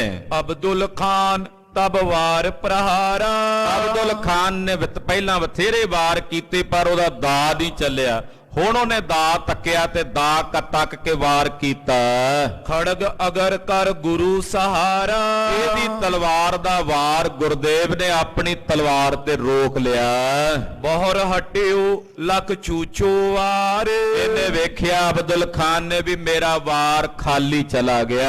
ਸਤਗੁਰ ਪੰਦ ਤੇ ਹਾਥੇ ਉਭਾਰ, ਪਿਛਲੇ ਪਾਸੇ ਹਟ ਗਿਆ। ਪਿਛਲੇ ਪਾਸੇ ਹੋ ਗਿਆ ਕਿ ਮੇਰਾ ਵਾਰ ਖਾਲੀ ਚਲਾ ਗਿਆ। ਸਤਿਗੁਰੂ ਸੱਚੇ ਪਾਤਸ਼ਾਹ ਜੀ ਮਹਾਰਾਜ ਜੀ ਹੁਣ ਅੱਗੇ ਵਧੇ ਅੱਗੇ ਚੜ੍ਹਾਈ ਕੀਤੀ ਵਾਰ ਕਰਨ ਲਈ। ਉੱਚੇ ਬੋਲ ਕਰਿਓ ਰਿਪ ਡਾਟਨ। ਮਹਾਰਾਜ ਜੀ ਨੇ ਉੱਚੀ ਬੋਲ ਕੇ ਦੁਸ਼ਮਣ ਨੂੰ ਡਾਟਿਆ। ਜਦੋਂ ਅਬਦੁਲ ਖਾਨ ਪਿੱਛੇ ਹਟ ਗਿਆ ਨਾ, ਪਿੱਛੇ ਹਟੇ ਨੂੰ ਵੇਖ ਕੇ ਮਹਾਰਾਜ ਜੀ ਨੇ ਡਾਟਿਆ, ਤਾੜਨਾ ਕੀਤੀ। ਤਕੇ ਉਤਰੇ ਕੋ ਜੰਗਨ ਕਾਟਨ। ਮਹਾਰਾਜ ਜੀ ਕਹਿੰਦਾ ਕਿੱਥੇ ਚੱਲਿਆ ਭੱਜ ਕੇ, ਮੇਰਾ ਵਾਰ ਦੇ ਕੇ ਜਾ, ਹੁਣ ਪਿੱਛੇ ਕਿਉਂ ਹਟਦਾ। ਏਦਾਂ ਡਾਟ ਕੇ ਗੁਰਦੇਵ ਨੇ ਵੇਖਿਆ ਇਹਦੀਆਂ ਲੱਤਾਂ ਵਾਲੇ ਪਾਸੇ, ਵੇਖਿਆ ਕਿ ਇਹਦੀਆਂ ਲੱਤਾਂ ਦੇ ਤੇ ਵਾਰ ਕਰਾਂ, ਇਹਨੂੰ ਇਹ ਚਕਾਵਾ ਹੀ ਦਿੱਤਾ ਮਾਨੋ ਵੀ ਇਹਦੀਆਂ ਲੱਤਾਂ ਤੇ ਜਿਵੇਂ ਵਾਰ ਕਰਨਾ ਹੋਵੇ। ਜਾਨਿਓ ਖਾਨ ਸੁਤਰੇ ਪ੍ਰਹਾਰੇ। ਅਬਦੁਲ ਖਾਨ ਨੇ ਵੇਖਿਆ ਮਹਾਰਾਜ ਜੀ ਦੀਆਂ ਅੱਖਾਂ ਵੱਲ ਵੀ ਇਹ ਲੱਗਦਾ ਮੇਰੀਆਂ ਲੱਤਾਂ ਤੇ ਵਾਰ ਕਰਨਗੇ, ਥਲੜੇ ਪਾਸੇ ਜਿਹੜਾ ਧੜ ਹੈ ਉਹਦੇ ਤੇ ਵਾਰ ਕਰਨਗੇ। ਵਾਰ ਬਚਾਵਨ ਹਿਤ ਸੰਭਾਰੇ। ਇਹਨੇ ਵੇਖਿਆ ਵੀ ਥੱਲਿਓਂ ਆਪਣਾ ਆਪ ਸੰਭਾਲਾਂ, ਆਪਣੀਆਂ ਲੱਤਾਂ ਸੰਭਾਲ ਲਵਾਂ, ਤੇ ਲੱਤਾਂ ਸੰਭਾਲਣ ਵਾਸਤੇ ਇਹਨੇ ਜ਼ੋਰ ਲਾਇਆ। ਤਰੇ ਜੰਗ ਦਿਸ਼ ਜਬ ਬਿਰਮਾਇਓ। ਇਹਦਾ ਧਿਆਨ ਥੱਲੇ ਲੱਤਾਂ ਵਿੱਚ ਹੀ ਖਚਤ ਹੋ ਗਿਆ, ਇਹ ਭੁੱਲ ਗਿਆ ਵੀ ਸਿਰ ਵੀ ਵੱਢਿਆ ਜਾ ਸਕਦਾ ਸੀ। ਥੱਲੇ ਲੱਤਾਂ ਵੱਲ ਹੀ ਵੇਖੀ ਜਾਵੇ ਵੀ ਲੱਤਾਂ ਤੇ ਗੁਰੂ ਸਾਹਿਬ ਵਾਰ ਕਰਨਗੇ। ਕਰ ਬਲ ਕੋ ਗੁਰ ਖੜਗ ਚਲਾਇਓ। ਪਰ ਗੁਰਦੇਵ ਨੇ ਇੰਨੀ ਫੁਰਤੀ ਦੇ ਨਾਲ ਤਲਵਾਰ ਥੱਲਿਓਂ ਇੱਕਦਮ ਉੱਪਰ ਨੂੰ ਲੈ ਆਏ ਤੇ ਆਪਣੀ ਤਲਵਾਰ ਦਾ ਬੜੀ ਫੁਰਤੀ ਨਾਲ ਕਾਹਲੀ ਨਾਲ ਵਾਰ ਕੀਤਾ। ਤਰੇ ਬਚਾਵਤ ਮੂਰਖ ਰਹਿਓ। ਮੂਰਖ ਥੱਲੇ ਆਪਣੀਆਂ ਲੱਤਾਂ ਹੀ ਬਚਾਉਂਦਾ ਰਹਿ ਗਿਆ। ਚੰਦਰ ਹਾਂਸ ਗਰੀਵਾ ਪਰ ਬਇਓ। ਗੁਰਦੇਵ ਦੀ ਤਲਵਾਰ, ਗੁਰਦੇਵ ਦੀ ਸ਼੍ਰੀ ਸਾਹਿਬ ਅਬਦੁਲ ਖਾਨ ਦੀ ਗਰਦਨ ਦੇ ਉੱਤੇ ਸਾਫ਼ ਚੱਲ ਕੇ ਪਾਰ ਨਿਕਲ ਗਈ। ਤਤ ਚਿਤ ਸਤਿ ਸ੍ਰੀ ਅਕਾਲ। ਕਹਿੰਦੇ ਚੰਦਰਹਾਸ ਕਹਿੰਦੇ ਤੇਗੇ ਨੂੰ, ਚੌੜਾ ਤੇਗਾ ਸੀ ਮਹਾਰਾਜ ਜੀ ਦਾ, ਇਹਦੀ ਗਰਦਨ ਦੇ ਉੱਤੇ, ਇਹ ਥੱਲੇ ਹੀ ਵੇਖਦਾ ਰਹਿ ਗਿਆ ਆਪਣੀਆਂ ਲੱਤਾਂ ਨੂੰ। ਪਾਤਸ਼ਾਹ ਨੇ ਇੱਕਦਮ ਤਲਵਾਰ ਉੱਤੇ ਲਿਆਂਦੀ, ਇਹਦੀ ਗਰਦਨ ਤੇ ਵਾਰ ਕੀਤਾ ਤੇ ਤਲਵਾਰ ਪਾਰ ਚਲੀ ਗਈ ਗਰਦਨ ਨੂੰ ਕੱਟ ਕੇ। ਤਤ ਛਿਨ ਧਰਤੇ ਸੀਸੇ ਉਤਾਰਾ। ਜਿਵੇਂ ਕਿਸੇ ਵੇਲ ਨਾਲੋਂ ਕੱਦੂ ਤੋੜ ਕੇ ਸੁੱਟੀ ਦਾ ਨਾ ਥੱਲੇ, ਏਦਾਂ ਇਹਦਾ ਸਿਰ ਵੱਢ ਕੇ ਗੁਰਦੇਵ ਨੇ ਜ਼ਮੀਨ ਤੇ ਭੁੰਜਿਆ ਸੁੱਟ ਦਿੱਤਾ। ਬਈ ਸਾਫ ਬੋਤੀ ਕਨ ਤਾਰਾ। ਗੁਰਦੇਵ ਦੀ ਤਲਵਾਰ ਇੰਨੀ ਤਿੱਖੀ ਸੀ, ਸਾਫ਼ ਹੀ ਨਿਕਲ ਗਈ, ਮਾੜਾ ਮੋਟਾ ਵੀ ਖੂਨ ਦਾ ਇੱਕ ਤੁਪਕਾ ਤੱਕ ਤਲਵਾਰ ਨੂੰ ਨਹੀਂ ਲੱਗਾ। ਚੱਕ ਪਰ ਬਾਸਨ ਕਰ ਜਿਮ ਤਿਆਰੋ। ਦੂਸਰੀ ਉਦਾਹਰਣ ਦਿੰਦੇ, ਜਿਵੇਂ ਘੁਮਿਆਰ ਘੜਾ ਬਣਾਉਂਦਾ ਨਾ ਮਿੱਟੀ ਦਾ, ਚੱਕ ਦੇ ਉੱਤੇ ਧਰ ਕੇ, ਜਦੋਂ ਘੜਾ ਬਣ ਜਾਂਦਾ ਉਹ ਕੀ ਕਰਦਾ, ਉਹਦੇ ਹੱਥ 'ਚ ਇੱਕ ਧਾਗਾ ਜਿਹਾ ਹੁੰਦਾ, ਏਦਾਂ ਧਾਗੇ ਨਾਲ ਏਦਾਂ ਕੱਟ ਕੇ ਨਾ ਚੱਕ ਤੋਂ ਉਹ ਘੜਾ ਲਾ ਕੇ ਜ਼ਮੀਨ ਤੇ ਰੱਖ ਲੈਂਦਾ। ਏਦਾਂ ਸਤਿਗੁਰਾਂ ਨੇ ਇਹਦਾ ਸਿਰ ਵੱਢ ਕੇ ਧੜ ਤੋਂ ਵੱਖਰਾ ਕਰ ਦਿੱਤਾ। ਤੂਰਨ ਲੇਤ ਕੁਲਾਲੇ ਉਤਾਰੋ। ਜਿਵੇਂ ਕੁਲਾਲ ਕਹਿੰਦੇ ਆ ਘੁਮਿਆਰ ਨੂੰ, ਪ੍ਰਜਾਪਤੀ ਨੂੰ, ਘੁਮਿਆਰ ਨੂੰ ਪ੍ਰਜਾਪਤ ਵੀ ਕਹਿੰਦੇ ਆ। ਕਹਿੰਦੇ ਜਿਵੇਂ ਕੋਈ ਪ੍ਰਜਾਪਤ ਘੁਮਿਆਰ ਬੜੀ ਛੇਤੀ ਨਾਲ ਘੜਾ ਵੱਢ ਕੇ ਧਾਗੇ ਦੇ ਨਾਲ ਚੱਕ ਤੋਂ ਲਾਹ ਕੇ ਥੱਲੇ ਰੱਖ ਲੈਂਦਾ। ਗਨ ਸਾਬਨ ਮੈਂ ਐਕੀ ਤਾਰੇ। ਏਦਾਂ ਇਹਦਾ ਸਿਰ ਲੱਥ ਗਿਆ। ਕਹਿੰਦੇ ਫਿਰ ਹੋਰ ਉਦਾਹਰਣ ਦਿੰਦੇ ਮਾਂ ਕਵੀ ਜੀ, ਕਹਿੰਦੇ ਜਿਵੇਂ ਕੋਈ ਸਾਬਣ ਹੋਵੇ ਤੇ ਸਾਬਣ 'ਚ ਤਾਰ ਨਹੀਂ ਲੱਗ ਜਾਂਦੀ ਲੋਹੇ ਦੀ, ਐਨ ਇੱਕਦਮ ਵਿੱਚੋਂ ਦੀ ਸਾਬਣ ਨੂੰ ਚੀਰ ਕੇ ਲੋਹੇ ਦੀ ਤਾਰ ਨਿਕਲ ਜਾਂਦੀ ਹੈ। ਜਿਮ ਪ੍ਰਹਾਰ ਕਰ ਕੁਛ ਕੇ ਉਤਾਰੇ। ਕਹਿੰਦੇ ਜਿਵੇਂ ਸਾਬਣ ਦੇ ਵਿੱਚ ਤਾਰ ਲੰਘ ਜਾਂਦੀ ਹੈ, ਏਦਾਂ ਸਤਿਗੁਰਾਂ ਦੀ ਤਲਵਾਰ ਅਬਦੁਲ ਖਾਨ ਦੀ ਗਰਦਨ ਨੂੰ ਚੀਰ ਕੇ ਪਾਰ ਨਿਕਲ ਗਈ। ਸਾਖਾ ਮਨੋ ਪਾਕ ਫਲ ਰਹਿਓ। ਕਹਿੰਦੇ ਏਦਾਂ ਫਿਰ ਹੋਰ ਉਦਾਹਰਣ ਦਿੰਦੇ ਮਾਂ ਕਵੀ ਜੀ, ਕਹਿੰਦੇ ਜਿਵੇਂ ਕਿਸੇ ਦਰਖਤ ਨੂੰ ਫਲ ਪੱਕਾ ਲੱਗਾ ਹੋਵੇ, ਪੱਕ ਜੇ ਫਲ, ਹਾਂਜੀ, ਗਿਰਿਓ ਸੁਬੇਗ ਬਾਯੂ ਕੇ ਬਹਿਓ। ਤੇ ਹਵਾ ਆਵੇ ਤੇ ਇੱਕਦਮ ਉਹ ਪੱਕਿਆ ਫਲ ਟੁੱਟ ਕੇ ਜ਼ਮੀਨ ਤੇ ਡਿੱਗ ਪੈਂਦਾ। ਏਦਾਂ ਪੱਕੇ ਫਲ ਵਾਂਗੂ ਇਹਦਾ ਸਿਰ ਲੱਥ ਕੇ ਧੜ ਦੇ ਨਾਲ ਉਹ ਜ਼ਮੀਨ ਤੇ ਡਿੱਗ ਪਿਆ। ਤਿਮ ਸਿਰ ਗਿਰਗਾ ਅਬਦੁਲ ਖਾਨ। ਅਬਦੁਲ ਖਾਨ ਦਾ ਸਿਰ ਵੇਖਦਿਆਂ ਵੇਖਦਿਆਂ ਜ਼ਮੀਨ ਤੇ ਡਿੱਗ ਪਿਆ। ਧੜ ਹਾਲੇ ਖੜਾ, ਉਹ ਬਾਅਦ ਵਿੱਚ ਡਿੱਗਾ। ਲੋਚਨ ਪਸਰੇ ਰਹੇ ਮਹਾਨ। ਅਬਦੁਲ ਖਾਨ ਦੀਆਂ ਅੱਖਾਂ ਟੱਡੀਆਂ ਹੋਈਆਂ ਨੇ, ਉਸੇ ਤਰ੍ਹਾਂ ਗੁੱਸੇ ਨਾਲ ਅੱਖਾਂ ਉਹਦੀਆਂ ਖੁੱਲੀਆਂ ਰਹੀਆਂ। ਮਨੋ ਗਾਜ ਨੇ ਮੰਡਪ ਡਾਰਾ। ਕਹਿੰਦੇ ਏਦਾਂ ਜਾਪਦਾ ਜਿਵੇਂ ਕੋਈ ਬਿਜਲੀ ਪਵੇ ਟੁੱਟ ਕੇ ਤੇ ਕੋਈ ਵੱਡੀ ਉੱਤੇ ਦਰੀਚੀ ਨਹੀਂ ਬਣੀ ਹੁੰਦੀ, ਗੁੰਬਦ ਬਣਿਆ ਹੁੰਦਾ, ਉਹ ਗੁੰਬਦ ਟੁੱਟ ਕੇ ਜ਼ਮੀਨ ਤੇ ਡਿੱਗ ਪਏ। ਏਦਾਂ ਕਹਿੰਦੇ ਇਹਦਾ ਸਿਰ ਟੁੱਟ ਕੇ ਜ਼ਮੀਨ ਤੇ ਡਿੱਗ ਪਿਆ। ਕਹਿ ਪੁਚਾਲ ਤੇ ਗਿਰਿਓ ਮਨਾਰਾ। ਤੇ ਸਰੀਰ ਏਦਾਂ ਡਿੱਗਾ ਜਿਵੇਂ ਭੁਚਾਲ ਆਉਂਦਿਆਂ ਕੋਈ ਵੱਡਾ ਮੁਨਾਰ ਧੜਮ ਦੇ ਕੇ ਜ਼ਮੀਨ ਤੇ ਡਿੱਗਦਾ ਹੈ। ਸ਼੍ਰੀ ਹਰਗੋਬਿੰਦ ਸ਼ਤਰੂ ਬਿਲੂਕਾ। ਧੰਨ ਗੁਰੂ ਹਰਗੋਬਿੰਦ ਸਾਹਿਬ ਜੀ ਮਹਾਰਾਜ ਜੀ ਨੇ ਆਪਣੇ ਸ਼ਤਰੂ ਨੂੰ ਵੇਖਿਆ, ਪਰਿਓ ਪ੍ਰੀਤੀ ਪਰ ਪ੍ਰਾਨਨ ਫੋਕਾ। ਵੇਖਿਆ ਕਿ ਜ਼ਮੀਨ ਤੇ ਪਸਰਿਆ ਪਿਆ ਹੋਇਆ, ਸਿਰ ਇੱਕ ਪਾਸੇ ਹੈ, ਧੜ ਇੱਕ ਪਾਸੇ ਹੈ, ਸਰੀਰ 'ਚ ਪ੍ਰਾਣ ਕੋਈ ਨਹੀਂ, ਪ੍ਰਾਣਾ ਤੋਂ ਬਿਨਾ ਫੋਕਾ ਖਾਲੀ ਸਰੀਰ ਆ ਅਬਦੁਲ ਖਾਨ ਦਾ। ਪਾਪਰ ਬਿਰਤ ਤਮ ਤਮ ਕਰਾਲਾ। ਇੰਨੇ ਨੂੰ ਹਨੇਰਾ ਸੰਘਣਾ ਹੋਣ ਲੱਗ ਪਿਆ, ਕਿਉਂਕਿ ਸ਼ਾਮ ਦਾ ਵੇਲਾ ਸੀ, ਰਾਤ ਪੈਣ ਵਾਲੀ ਸੀ। ਹਨੇਰਾ ਕਹਿੰਦੇ ਇੰਨੇ ਨੂੰ ਸੰਘਣਾ ਹੋ ਗਿਆ। ਮਿਰਤਕ ਖਾਨ ਟਿਗ ਗੁਰ ਤਿਸ ਕਾਲਾ। ਉਹ ਜਿਹੜਾ ਮਿਰਤਕ ਖਾਨ ਸੀ ਅਬਦੁਲ ਖਾਨ, ਉਹਦੇ ਪਾਸ ਪਰਿਓ ਦੁਸ਼ਟ ਹਮ ਪਰ ਚੜ ਆਇਓ। ਵੇਖ ਕੇ ਉਹਨੂੰ ਮਹਾਰਾਜ ਜੀ ਕਹਿੰਦੇ ਆ ਪਿਆ ਦੁਸ਼ਟ ਜਿਹੜਾ ਸਾਡੇ ਤੇ ਚੜ ਕੇ ਆਇਆ ਸੀ। ਉਹਦੇ ਕੋਲ ਖਲੋ ਗਏ ਜਾ ਕੇ ਉਹਦੀ ਲਾਸ਼ ਦੇ, ਤੇ ਕੋਲ ਖਲੋ ਕੇ ਉਹਨੂੰ ਵੇਖ ਕੇ ਕਹਿੰਦੇ ਆਹ ਸੀ ਦੁਸ਼ਟ ਜਿਹੜਾ ਗੁਰੂ ਨਾਨਕ ਸਾਹਿਬ ਦੇ ਘਰ ਤੇ ਚੜ ਕੇ ਆਇਆ ਸੀ।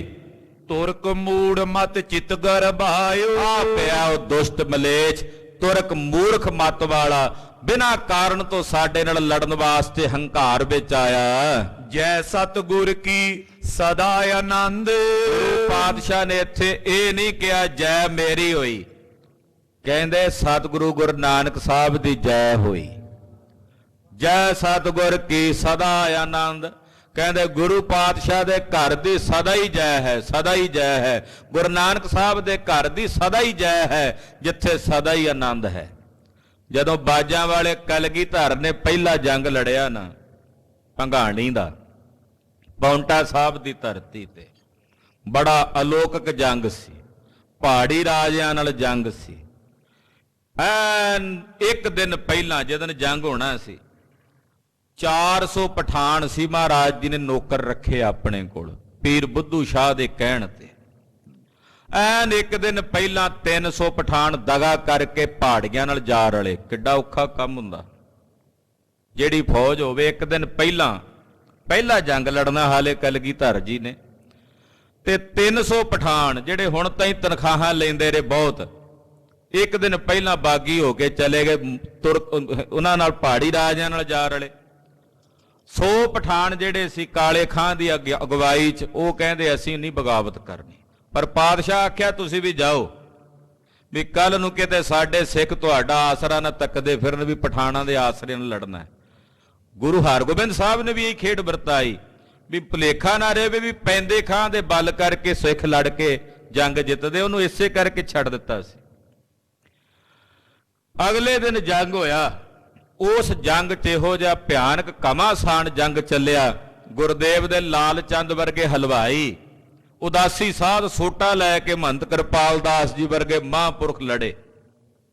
ਜਦੋਂ ਜੰਗ ਫਤਿਹ ਹੋਈ, ਫਤਿਹ ਕਰਕੇ ਜੰਗ ਜਦੋਂ ਵਾਪਸ ਪਰਤੇ ਤੇ ਗੁਰਦੇਵ ਨੇ ਇਹ ਨਹੀਂ ਆਖਿਆ ਜਿੱਤ ਸਾਡੀ ਹੋਈ ਤੇ ਮੈਂ ਆਪ ਜਿੱਤ ਪ੍ਰਾਪਤ ਕੀਤੀ। ਕਹਿੰਦੇ ਜਿੱਤ ਮੇਰੀ ਹੋਈ, ਪਰ ਕਿਰਪਾ ਅਕਾਲ ਪੁਰਖ ਦੀ ਵਰਤੀ ਹੈ।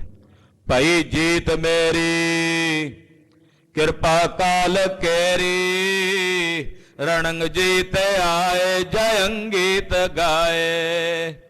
ਕਹਿੰਦੇ ਮੇਰੀ ਜਿੱਤ ਹੋਈ, ਪਰ ਇਹ ਅਕਾਲ ਪੁਰਖ ਦੀ ਕਿਰਪਾ ਪਈ। ਜੰਗ ਜਿੱਤ ਕੇ ਅਸੀਂ ਵਾਪਸ ਪਰਤੇ ਆ। ਗੁਰੂ ਹਰਗੋਬਿੰਦ ਸਾਹਿਬ ਨੇ ਬਚਨ ਕਹੇ ਤਦੇ ਤੇ ਜੋ ਦਾਦੇ ਨੇ ਕਹੇ ਉਹ ਪੋਤਰੇ ਨੇ ਕਹੇ। ਜੰਗ ਲੜ ਕੇ ਦਾਦਾ ਕਹਿ ਰਿਹਾ, ਧੰਨ ਗੁਰੂ ਹਰਗੋਬਿੰਦ ਸਾਹਿਬ ਕਹਿ ਰਹੇ ਨੇ ਕਿ ਇਸ ਜੰਗ ਦੇ ਮੈਦਾਨ 'ਚ ਗੁਰੂ ਸਾਹਿਬ ਦੇ ਘਰ ਦੀ ਜੈ ਹੋਈ ਹੈ, ਇਹ ਸਤਿਗੁਰਾਂ ਦੇ ਘਰ ਦੀ ਜੈ ਹੋਈ ਹੈ। ਕਹਿਓ ਜਬੇ ਸ਼੍ਰੀ ਹਰਗੋਬਿੰਦ। ਗੁਰੂ ਹਰਗੋਬਿੰਦ ਸਾਹਿਬ ਜੀ ਨੇ ਜਦੋਂ ਇਹ ਬਚਨ ਕਿਹਾ, ਕਰਮ ਚੰਦ ਕੋ ਸੁਧ ਤਬ ਆਈ। ਇੰਨੇ ਨੂੰ ਚੰਦੂ ਦਾ ਮੁੰਡਾ ਕਰਮ ਚੰਦ, ਉਹ ਜਿਹੜਾ ਬੇਹੋਸ਼ ਪਿਆ ਸੀ, ਉਹਨੂੰ ਵੀ ਸੋਝੀ ਆ ਗਈ, ਉਹ ਵੀ ਸੁੱਧ ਵਿੱਚ ਆ ਗਿਆ, ਅੱਖਾਂ ਉਹਦੀਆਂ ਵੀ ਖੁੱਲ ਗਈਆਂ। ਜਬ ਗੁਰ ਗਿਰਾ ਸ਼ਰਵਨ ਸੁਨ ਪਾਈ। ਜਦੋਂ ਉਹਨੇ ਗੁਰੂ ਸਾਹਿਬ ਦੇ ਬਚਨ ਸੁਣੇ ਵੀ ਪਾਤਸ਼ਾਹ ਕਹਿ ਰਹੇ ਨੇ ਵੀ ਆਹ ਪਰੇ ਪਿਆ ਮਲੇਛ ਜਿਹੜਾ ਗੁਰੂ ਘਰ ਤੇ ਚੜ ਕੇ ਆਇਆ ਸੀ, ਮਰਿਆ ਪਿਆ, ਗੁਰੂ ਘਰ ਦੀ ਜੈ ਹੋ ਗਈ ਹੈ, ਵਿਜੈ ਹੋ ਗਈ ਹੈ। ਇਹ ਸ਼ਬਦ ਜਦੋਂ ਕਰਮ ਚੰਦ ਦੇ ਕੰਨਾਂ 'ਚ ਪਏ, ਚਿਤਵਤ ਮ੍ਰਿਤਿਉ ਨਵਾਬ ਕੀ ਕਈਤ। ਲੰਮਾ ਪਏ ਦੇ ਕੰਨਾਂ 'ਚ ਪਏ ਸ਼ਬਦ, ਉਹਨੇ ਜਾਣ ਲਿਆ ਕਿ ਨਵਾਬ ਦੀ ਮੌਤ ਹੋ ਗਈ ਹੈ। ਅਬਦੁਲ ਖਾਨ ਸੂਬਾ ਜਲੰਧਰ ਮਾਰਿਆ ਗਿਆ। ਰਤਨ ਚੰਦ ਕੀ ਸੁਧ ਨੇ ਲਈਤ, ਪਰ ਰਤਨ ਚੰਦ ਦੀ ਹਾਲੇ ਕੋਈ ਖਬਰ ਨਹੀਂ, ਉਹਦਾ ਕੀ ਬਣਿਆ ਕਿ ਨਹੀਂ ਬਣਿਆ, ਕਿਉਂਕਿ ਹਨੇਰਾ ਪੈ ਚੁੱਕਾ ਹੈ। ਤਾਂ ਬੇਹੋਸ਼ ਸੀ, ਇਹਨੂੰ ਇਹ ਨਹੀਂ ਪਤਾ ਵੀ ਰਤਨ ਚੰਦ ਵੀ ਮਾਰਿਆ ਗਿਆ ਪਹਿਲਾਂ। ਇਹ ਸੋਚ ਰਿਹਾ ਹੈ ਵੀ ਅਬਦੁਲ ਖਾਨ ਤਾਂ ਮਰ ਗਿਆ, ਗੁਰੂ ਸਾਹਿਬ ਆਪ ਕਹਿ ਰਹੇ ਨੇ। ਰਤਨ ਚੰਦ ਦਾ ਨਹੀਂ ਪਤਾ ਉਹਦਾ ਕੀ ਹੋਇਆ। ਮੈਂ ਟਿਗ ਪਰਿਓ ਆਏ ਸਿੱਖ ਇਸਕੇ, ਮੈਂ ਕੋਲ ਪਿਆ ਤੇ ਇਹ ਹਾਲੇ ਇਕੱਲੇ ਖੜੇ ਨੇ, ਤੇ ਮਿੰਟਾਂ ਦੇ ਵਿੱਚ ਕੁਝ ਸਮੇਂ ਬਾਅਦ ਇਹਨਾਂ ਦੇ ਸਿੱਖ ਆ ਜਾਣਗੇ ਇੱਥੇ। ਹੀਰਤ ਹਤੇ ਸ਼ਤਰੂ ਲਖ ਰਿਸਕੇ, ਮੈਨੂੰ ਜਦੋਂ ਵੇਖਣਗੇ ਜੀਵਦੇ ਨੂੰ ਪਏ ਨੂੰ ਤੇ ਆ ਕੇ ਮਾਰ ਦੇਣਗੇ। ਅਬ ਇਹ ਏਕਲ ਹੈ ਮਮ ਤੀਰ, ਇਸ ਵੇਲੇ ਗੁਰੂ ਹਰਗੋਬਿੰਦ ਸਾਹਿਬ ਕੱਲੇ ਮੇਰੇ ਸਾਹਮਣੇ ਖੜੇ ਨੇ।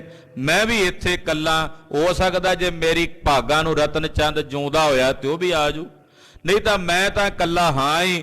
ਗੁਰੂ ਹਰਗੋਬਿੰਦ ਸਾਹਿਬ ਵੀ ਕੱਲੇ ਖੜੇ ਨੇ। ਲੜਤ ਰਿਓ ਬੋ ਸ਼ਰਮਤ ਸਰੀਰ, ਇਹ ਲੜਦੇ ਰਹੇ ਨੇ, ਇਹਨਾਂ ਦਾ ਸਰੀਰ ਥੱਕ ਚੁੱਕਾ ਹੋਵੇਗਾ ਹੁਣ ਤਾਈਂ, ਕਿਉਂਕਿ ਮੈਂ ਤਾਂ ਚਲੋ ਬੇਹੋਸ਼ੀ ਦੀ ਹਾਲਤ ਵਿੱਚ ਸਰੀਰ ਨੂੰ ਆਰਾਮ ਵੀ ਮਿਲ ਗਿਆ।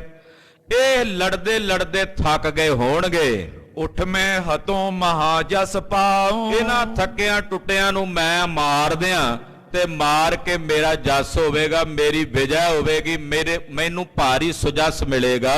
ਸ਼ਾਹ ਸਮੀਪ ਸੁਜਾਏ ਸੁਨਾਉ, ਇਹ ਇਕੱਲੇ ਜਦੋਂ ਮੇਰੇ ਹੱਥੋਂ ਮਾਰੇ ਜਾਣਗੇ, ਕਿਉਂਕਿ ਥੱਕੇ ਨੇ, ਥੱਕੇ ਬੰਦੇ ਨੂੰ ਟੁੱਟੇ ਹਾਰੇ ਤੇ ਥੱਕੇ ਨੂੰ ਮਾਰਨਾ ਕਿਹੜਾ ਔਖਾ ਕੰਮ ਹੈ।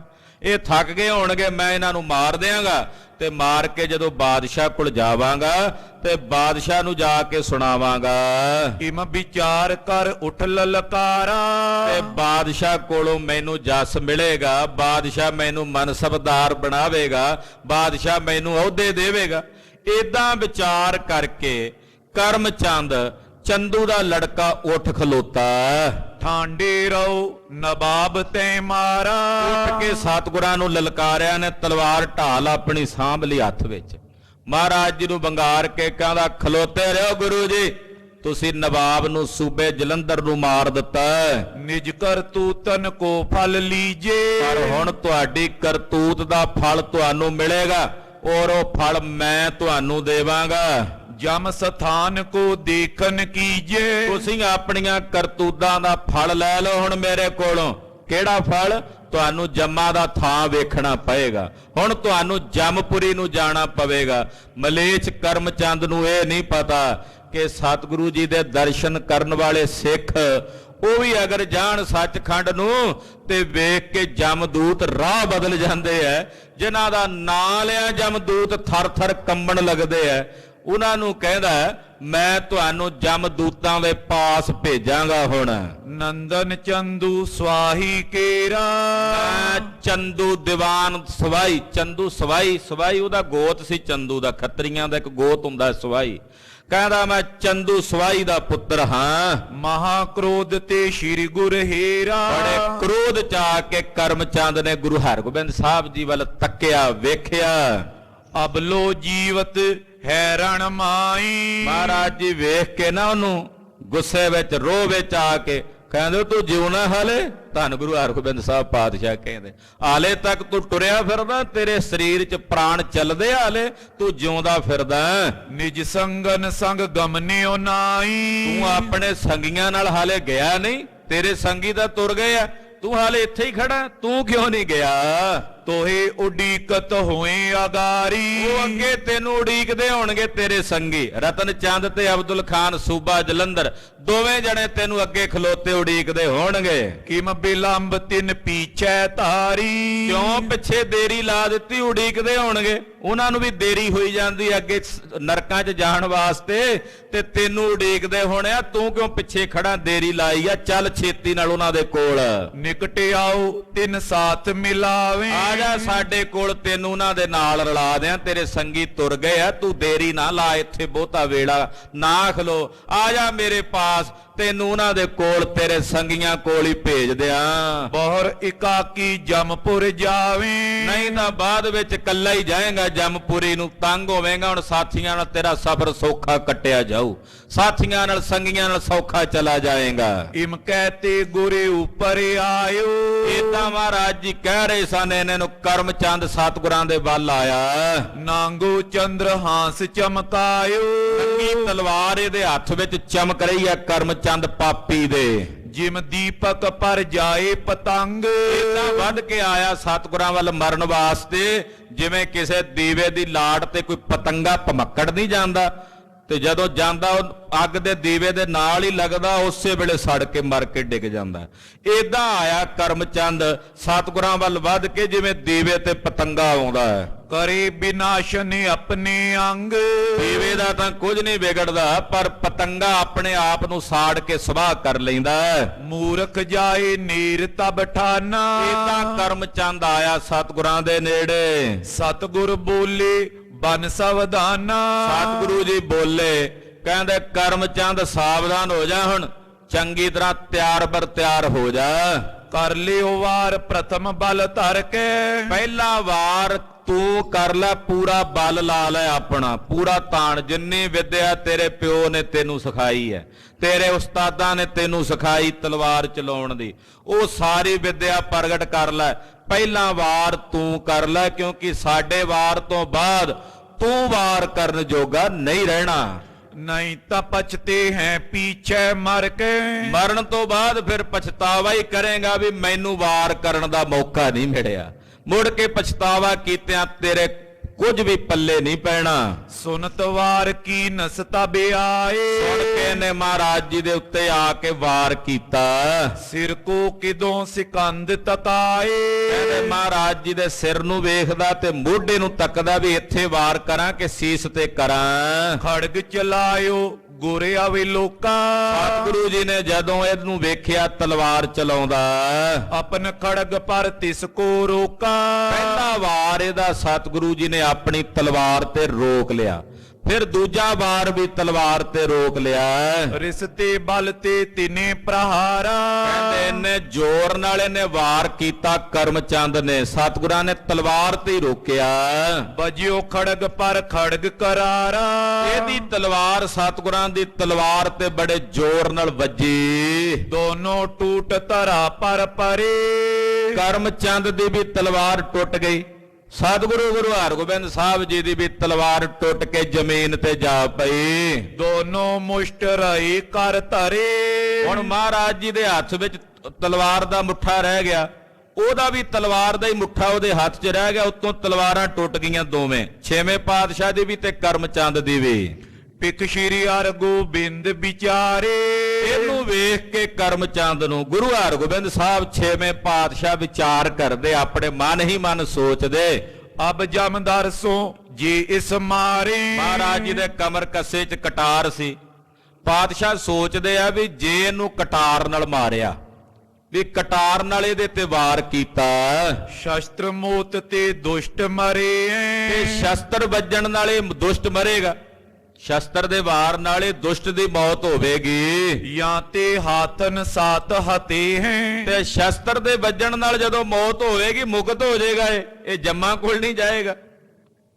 ਇਸ ਕਰਕੇ ਸ਼ਸਤਰ ਨਾਲ ਨਹੀਂ ਮਾਰਨਾ ਇਹਨੂੰ, ਇਹਨੂੰ ਆਪਣੇ ਮੁੱਕੇ ਦੇ ਵਾਰ ਨਾਲ ਹੀ ਮਾਰ ਕੇ ਖਤਮ ਕਰੀਏ, ਮੁਸ਼ਟ ਯੁੱਧ। ਹਾਂਜੀ, ਏਪੀ ਖਰਿਓ ਨਿਰਾ ਯੁੱਧ ਰਹਿਓ। ਨਾਲੇ ਸਾਡਾ ਵੀ ਨਿਯਮ ਹੈ, ਇਹ ਨਿਰਸ਼ਸਤਰ ਹੈ, ਇਹਦੇ ਕੋਲ ਤਲਵਾਰ ਕੋਈ ਨਹੀਂ, ਸ਼ਸਤਰ ਕੋਈ ਨਹੀਂ, ਅਸੀਂ ਕਟਾਰ ਨਾਲ ਇਹਨੂੰ ਮਾਰੀਏ।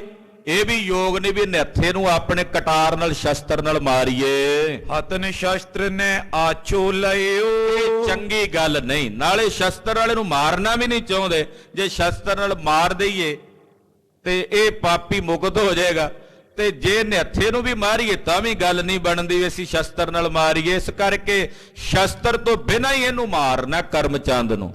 ਖਾਲਸਾ ਜੀ, ਇਹ ਰਣ ਭੂਮੀ ਵਿੱਚ ਸਤਿਗੁਰੂ ਸੱਚੇ ਪਾਤਸ਼ਾਹ ਵਿਚਾਰ ਕਰ ਰਹੇ। ਇੱਥੋਂ ਪਤਾ ਲੱਗਦਾ ਵੀ ਗੁੱਸੇ 'ਚ ਨਹੀਂ ਲੜ ਰਹੇ ਗੁਰਦੇਵ, ਬੀਰ ਰਸ ਵਿੱਚ ਲੜ ਰਹੇ ਨੇ। ਬੀਰ ਰਸ ਵਿੱਚ ਤੇ ਕ੍ਰੋਧ 'ਚ ਇਹ ਫਰਕ ਹੁੰਦਾ, ਕ੍ਰੋਧ ਸੋਚਣ ਨਹੀਂ ਦਿੰਦਾ, ਕ੍ਰੋਧ ਵਿਚਾਰ ਨਹੀਂ ਕਰਨ ਦਿੰਦਾ।